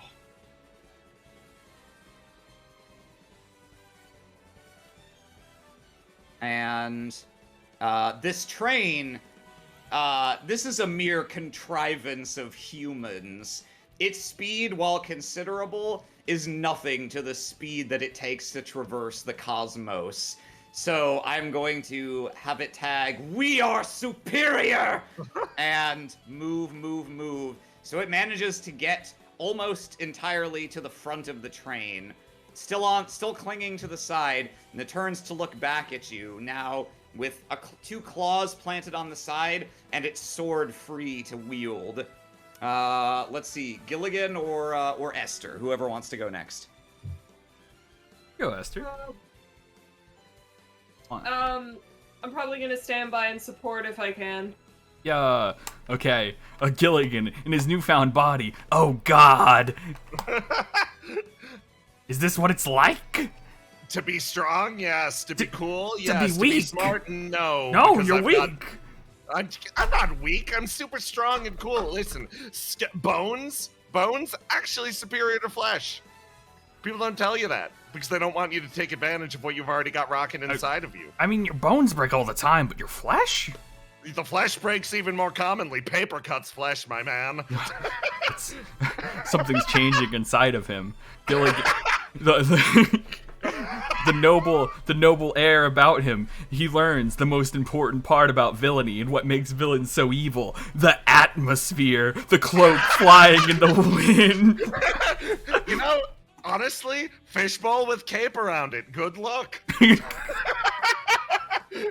Honestly, I'm just seeing it from my point of view. I think you're just holding his chattering skull in your hand. Don't have time for this. He has two choices. He could either go help his body or go stop this mantis from potentially destroying the train. And something's more important: the future of everyone. So he's going to go forward with his new Crash Bandicoot mask. And he's going to do the thing. He's going to pull out the Death Ray. Yes! And also the Life Ray. Yeah! And what he's going to do is something vile, fucked up. He's going to shoot the Mantis's sword with the Life Ray, and then shoot it with the Death Ray, killing the sword. You're gonna bring it to life just to take its life. That's messed up. And I'm going to, I'm gonna guns and then tag Yeah, Death Ray and guns. Life Ray. So let me, Oh boy, that's really funny. So you're tagging Dr. Vile's Death Ray and Life Ray. Yeah, so plus Okay. 2, so that's a 5. Okay.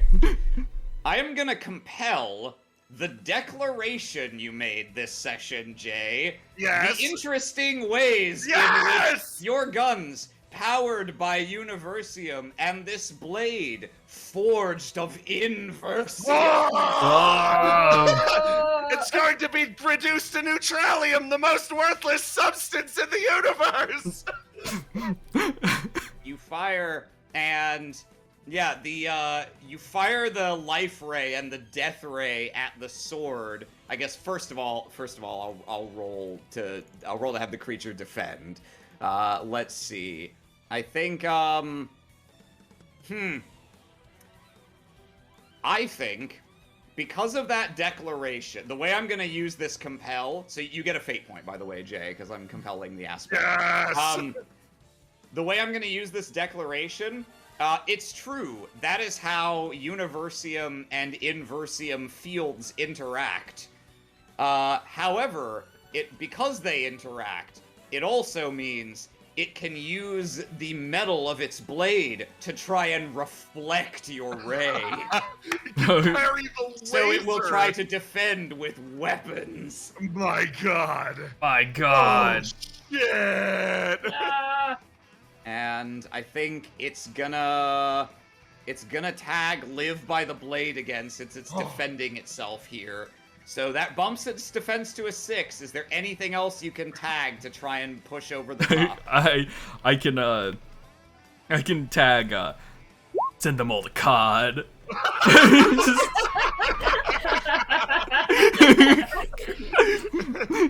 What's your justification on that one? I'm just blasting. I'm fucking late. I'm just like, look. He starts parrying the blade. You could say, I'm gonna bring the sword to life just to Kill it. Yeah. Okay, fair. I'll give you that one. Yeah. All right. That bumps you to a 7 against its defending 6. It's like Bean And- struggling right now. Based on how you described it, I think this is gonna be a maneuver to neutralize the sword. Yeah. So yeah. Can I Yep. help as well? Okay, what do you want to do? Can I perhaps woogle the sword a little bit so that the deflection is off? Okay. Do you have an aspect to tag? Uh, I mean, maybe this. I'm gonna allow it specifically because you wrote angle child and you said you wanted to make the angle be off. Yes. All right. right. Very clever. So yeah, spend that fate point. We'll add that to the roll, so that puts you at 9/6.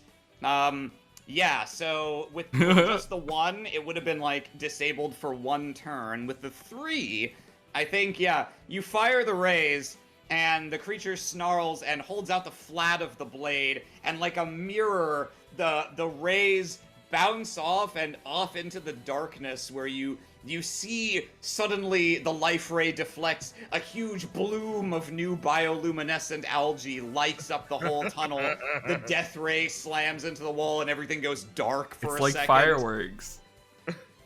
When the light stabilizes, you see the green edge is dull. Whatever light there has gone out, and the creature kind of looks at the sword, shakes it a little, and then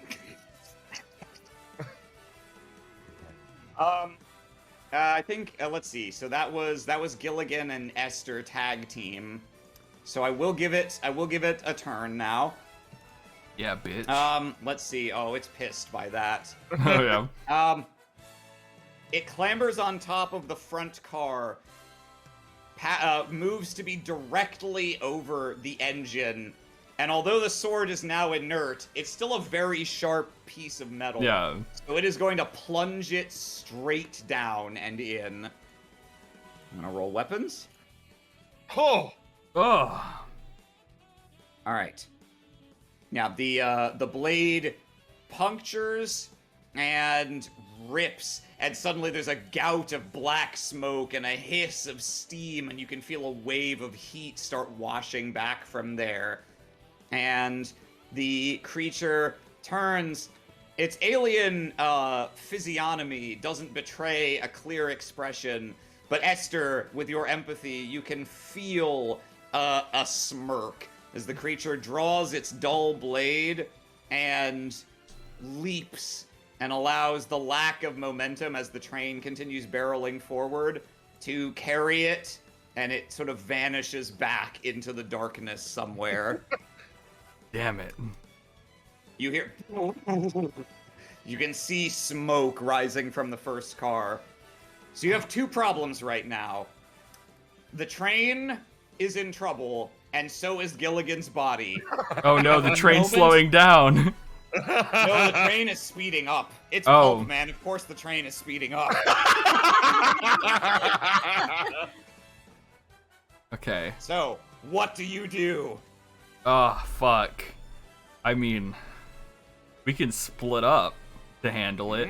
We have smart scientific minds who can potentially fix the train while others go to retrieve the body. That sounds like an idea. But who I'm grab Vile's head and yeah, okay. And then me and Ursula are going to go. Ursula, do you think you could fix a train? She can fix the train with like hot, like burning coal like going out, but she could potentially cut off the other car. I don't know. like cut off the lead car. Yeah. Oh yeah, true. oh, and just let it rocket off into the distance. Yeah. You know what? I think that might be better, just because I'm not sure if we can fix it fully. So just having Yeah. it send it like a missile to wherever the fuck we're going. That's funny. Tell them we're coming. We're gonna arrive at enemy HQ and it's just gonna be on fire already. Okay. Come Yeah. on, fuckers. Great job, you guys. You solved it. Good job, you guys. You saw through my evil plan. Yeah. Okay. After the huddle break, go to our position. So Dr. Vile's head and Yeah, let's address the body first, because the train's the most dramatic. yeah. Okay, yeah, so you make your way back there, and your body is still fluttering around on the fishing line, but you can see it is straining. You can hear the of the line kinking as the massive weight and speed is taking its toll. and like hopping up and down like a mumbo token. He's like, if only I could attach myself to that body. It has emergency restraints that I could loosen that I never told Scales about. But someone would need to be really good at throwing small mechanical objects made of metal. If only my arch nemesis were here. They could easily nail that shot. Soup for throwing. Time to fly. He in the middle of his monologue starts to float without noticing it and just continues on like, if only my arch nemesis were here. Wait a second. This sensation. Why am I flying? You know what I'm tagging. Yeah. Off you go. Wow, wow, wow, wow. So is this mysteries? Yeah. Yeah, I'm just gonna. I'll let Amy do the roll for this. Okay. Oh, yeah. Jay, do you want to narrate your head grabbing the? Dr. Vile's head spins through the air in slow motion. So this is it. This is how I meet my demise. While I was at my weakest, I suppose this was the first strike. Hurtling into the abyss like a mantis into the void, I accept my kerchung! Oh! Baby! Attached to the body. Wow! I forgot that I made Scales ripped. Oh my god. I feel so debonair. I feel so debonair.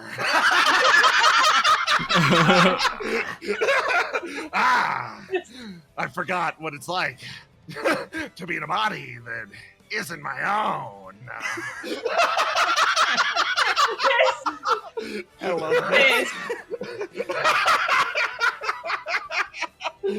Meanwhile, at the front of the train. Now, I know we said we were gonna disconnect it, but is there any way we can make it go faster when it collides with the thing ahead of us? Wait, I have an idea. He's going to. So we're standing on the train cart behind the one with the engine on it, right? And so what I'm going to do is I'm going to take the life ray and fire it into the engine to make it roar even more before we disconnect it. All right. Yeah, go ahead and roll. Yeah, okay, go ahead and roll guns. That's what they generally roll. Gun. Okay, and are you tagging the life ray? Sure. You know what? Fuck it. You fuck it. I'll tag the life ray.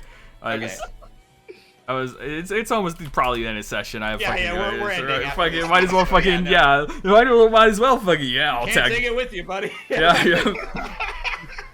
Yeah, you fire the life ray into the wounded engine, and so the flames burst higher. The top of the train, like the roof, just like where the original cut was, just explodes upward and out, sending bits of heated, twisted metal off into the darkness. As a huge plume of smoke is streaming over the entire train, and you can feel it lurch forward faster and faster. And then you're gonna cut the car. And then Ursula was going to disconnect the car, right? Not expecting the car to like suddenly lurch like that. She stumbles down and then like rolls over to the end of the car and just rolls with the flow and just starts disconnecting it. All right. You only need to roll if you want to do this particularly stylishly, since you have engineering, so I'm sure you can disconnect it. Yeah, narrate with a 7. Narrate whatever the fuck you want. Okay. Yeah, I think she's just taking out her tools and just hacks at it real fast. Yep. You work, unscrew. As soon as the link is severed, it practically leaps out of your hand as the front car suddenly all of the weight removed. You see it because it's bringing firelight with it as it goes. You see it start to lift off from the track slightly, and then more and more, and it starts drifting off to the side as it's no longer moored to this earth. And so before long, there's a multi-ton flaming missile shooting off into the darkness and down into the cavern.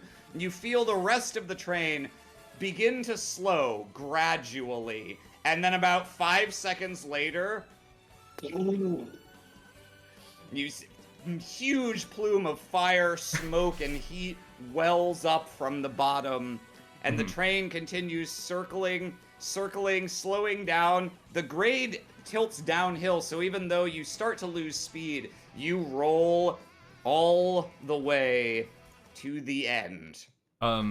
Can I spend a fate point to say that we just gradually stop just where we were supposed to stop? Yes. Oh, of course. Yeah. Okay. Okay. Just gonna Calculated. copy you.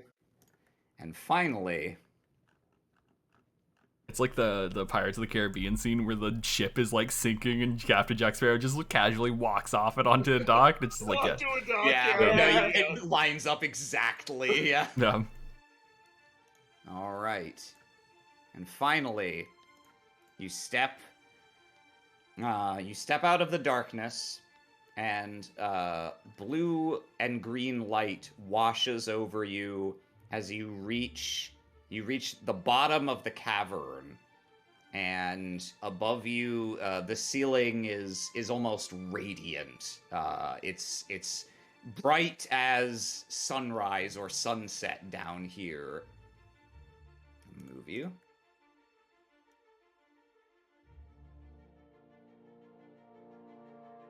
And at the bottom, you see it's not there. This is a natural cave, but there is more down here. There's some kind of installation or ruin. Clearly, alien structure is grafted onto the walls here and there. And now that you're closer, you can see these bioluminescent flora may not even be of Earth. Down here, it's very much as if you've stepped into another world. And as you stand in the presence of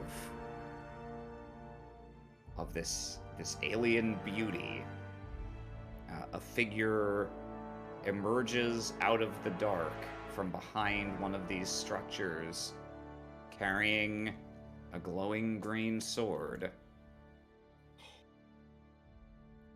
Takes a few cautious steps forward, hand on the blade, but it stops after a short time and just stares at you for a moment, and then it says, somehow coaxing out of whatever equivalent of vocal cords it has, human speech. You are not the humans I expected to encounter here. It sheathes its sword. I implore you, please help me save this planet. Yeah! And that's where we're gonna end for tonight. Yeah! Party member 5! They were there all along!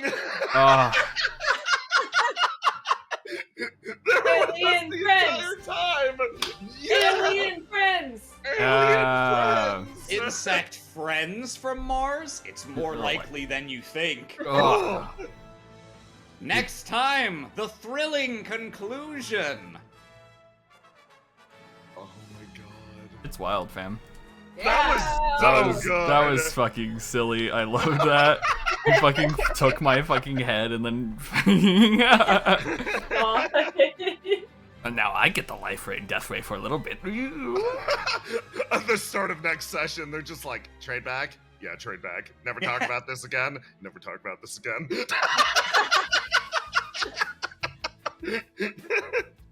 I should be screen sharing my thing to the.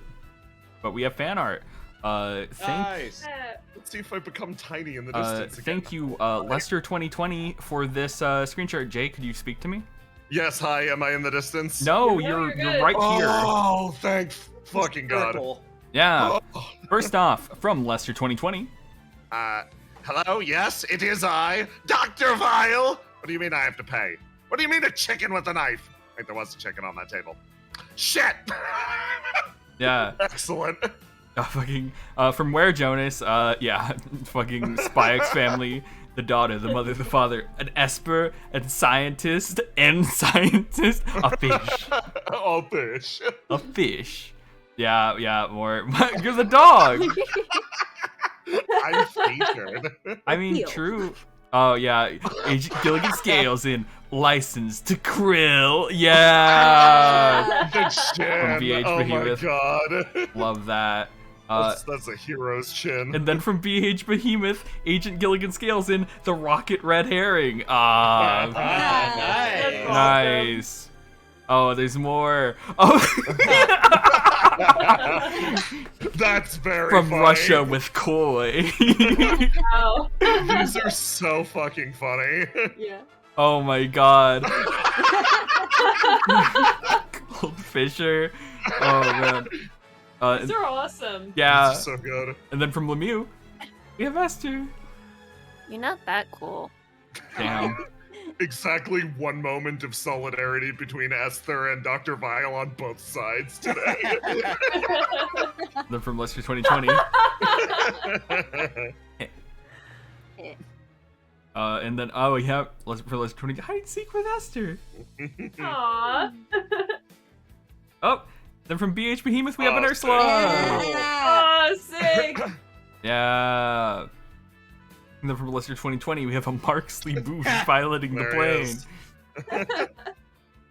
God damn it, Marksley. Imagine Booth. if I actually hid him in the campaign like Waldo. I always thought how funny it would be if I just played a character and at the end I removed my mask, invited And it was Christian to Marksley call, Booth. and it was Marksley Booth. Yeah. Dr. Vile's throwing soup. It's time for lunch. This got more relevant over the course of the session. It did, yeah. BH Behemoth. And then from Lester 2020, you did it again, Moxley. You became enemy of Russia. Thanks. Who said that? Wait a second. Why is there a fish in reflection? Am I, look over there, goon. Now I'm seeing things. I thought I saw a fish, but I guess it was my imagination. Right, me? Yes, me.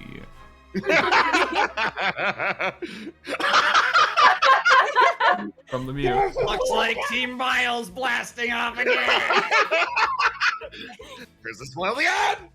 Yeah. And then from BH Behemoth.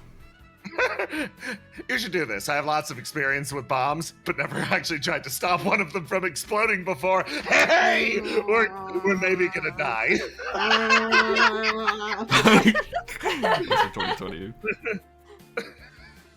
And then Excellent. from Board RG, Silent Child. Jeez. From Lemieux, we are We are freaks. freaks. I love that fucking Dr. Vile. And from BH Time Behemoth, for a change of music. You got the One Punch Man Season 1 theme. brow, brow, brow. Yeah. From Board RG. Silence, Silence General. And then from Lester 2020, we got a colored one. Yeah, she's so cute. Oh, from Lemieux. The fish and I am proud of you. Oh, that's so Double cute. cup. God. Oh, and then Fresh Bandicoot mask. God. And then from Lester 2020, Yeah. Yeah. Ikum Bukum. Let me see. Scrolling. Actually, Ikum Bukum's from Banjo Kazooie, right? Am I crazy? Yeah. Yeah, that's from. Well, it's Ikum Bokum. Let's be Ikum- clear. Oh, I'm sorry. I was correcting you, and then you corrected me. Nerd emojis all around. Then from Lester 2020. Oh, yes. but it's that video where he's coming on the street. It's like just super blown out music. and then the Mantis jumps on screen and the Revengeance soundtrack starts Yeah. to play real loud. Yeah. Thank you guys for coming out. If you liked this, make sure to follow the Twitch channel and also check out the YouTube if someone could type in exclamation point YouTube in the chat so someone can get the link. That would be great. Also, if you didn't see the first episode of this, it's also on the YouTube right there. And I just assume the thrilling conclusion of Insect Warlords from Mars is going to be next Tuesday? Unless, Yeah, assuming everyone's able to play. Assuming everyone's Same able to time. play. Same time, same place. Yeah, I think that's pretty much it. There's nothing else we could really do other than I mean, I'll just thanks to all the players. I had a great time tonight. I hope you did as well. yeah. Sure Yeah. fucking did. And thanks to everyone who came out to watch. Yeah. I guess that's all. And All we right. will see you next time for Insect Warlords from Mars. Insect Warlords from Mars! Say Night, goodbye, everybody. everyone. Goodbye. Good night.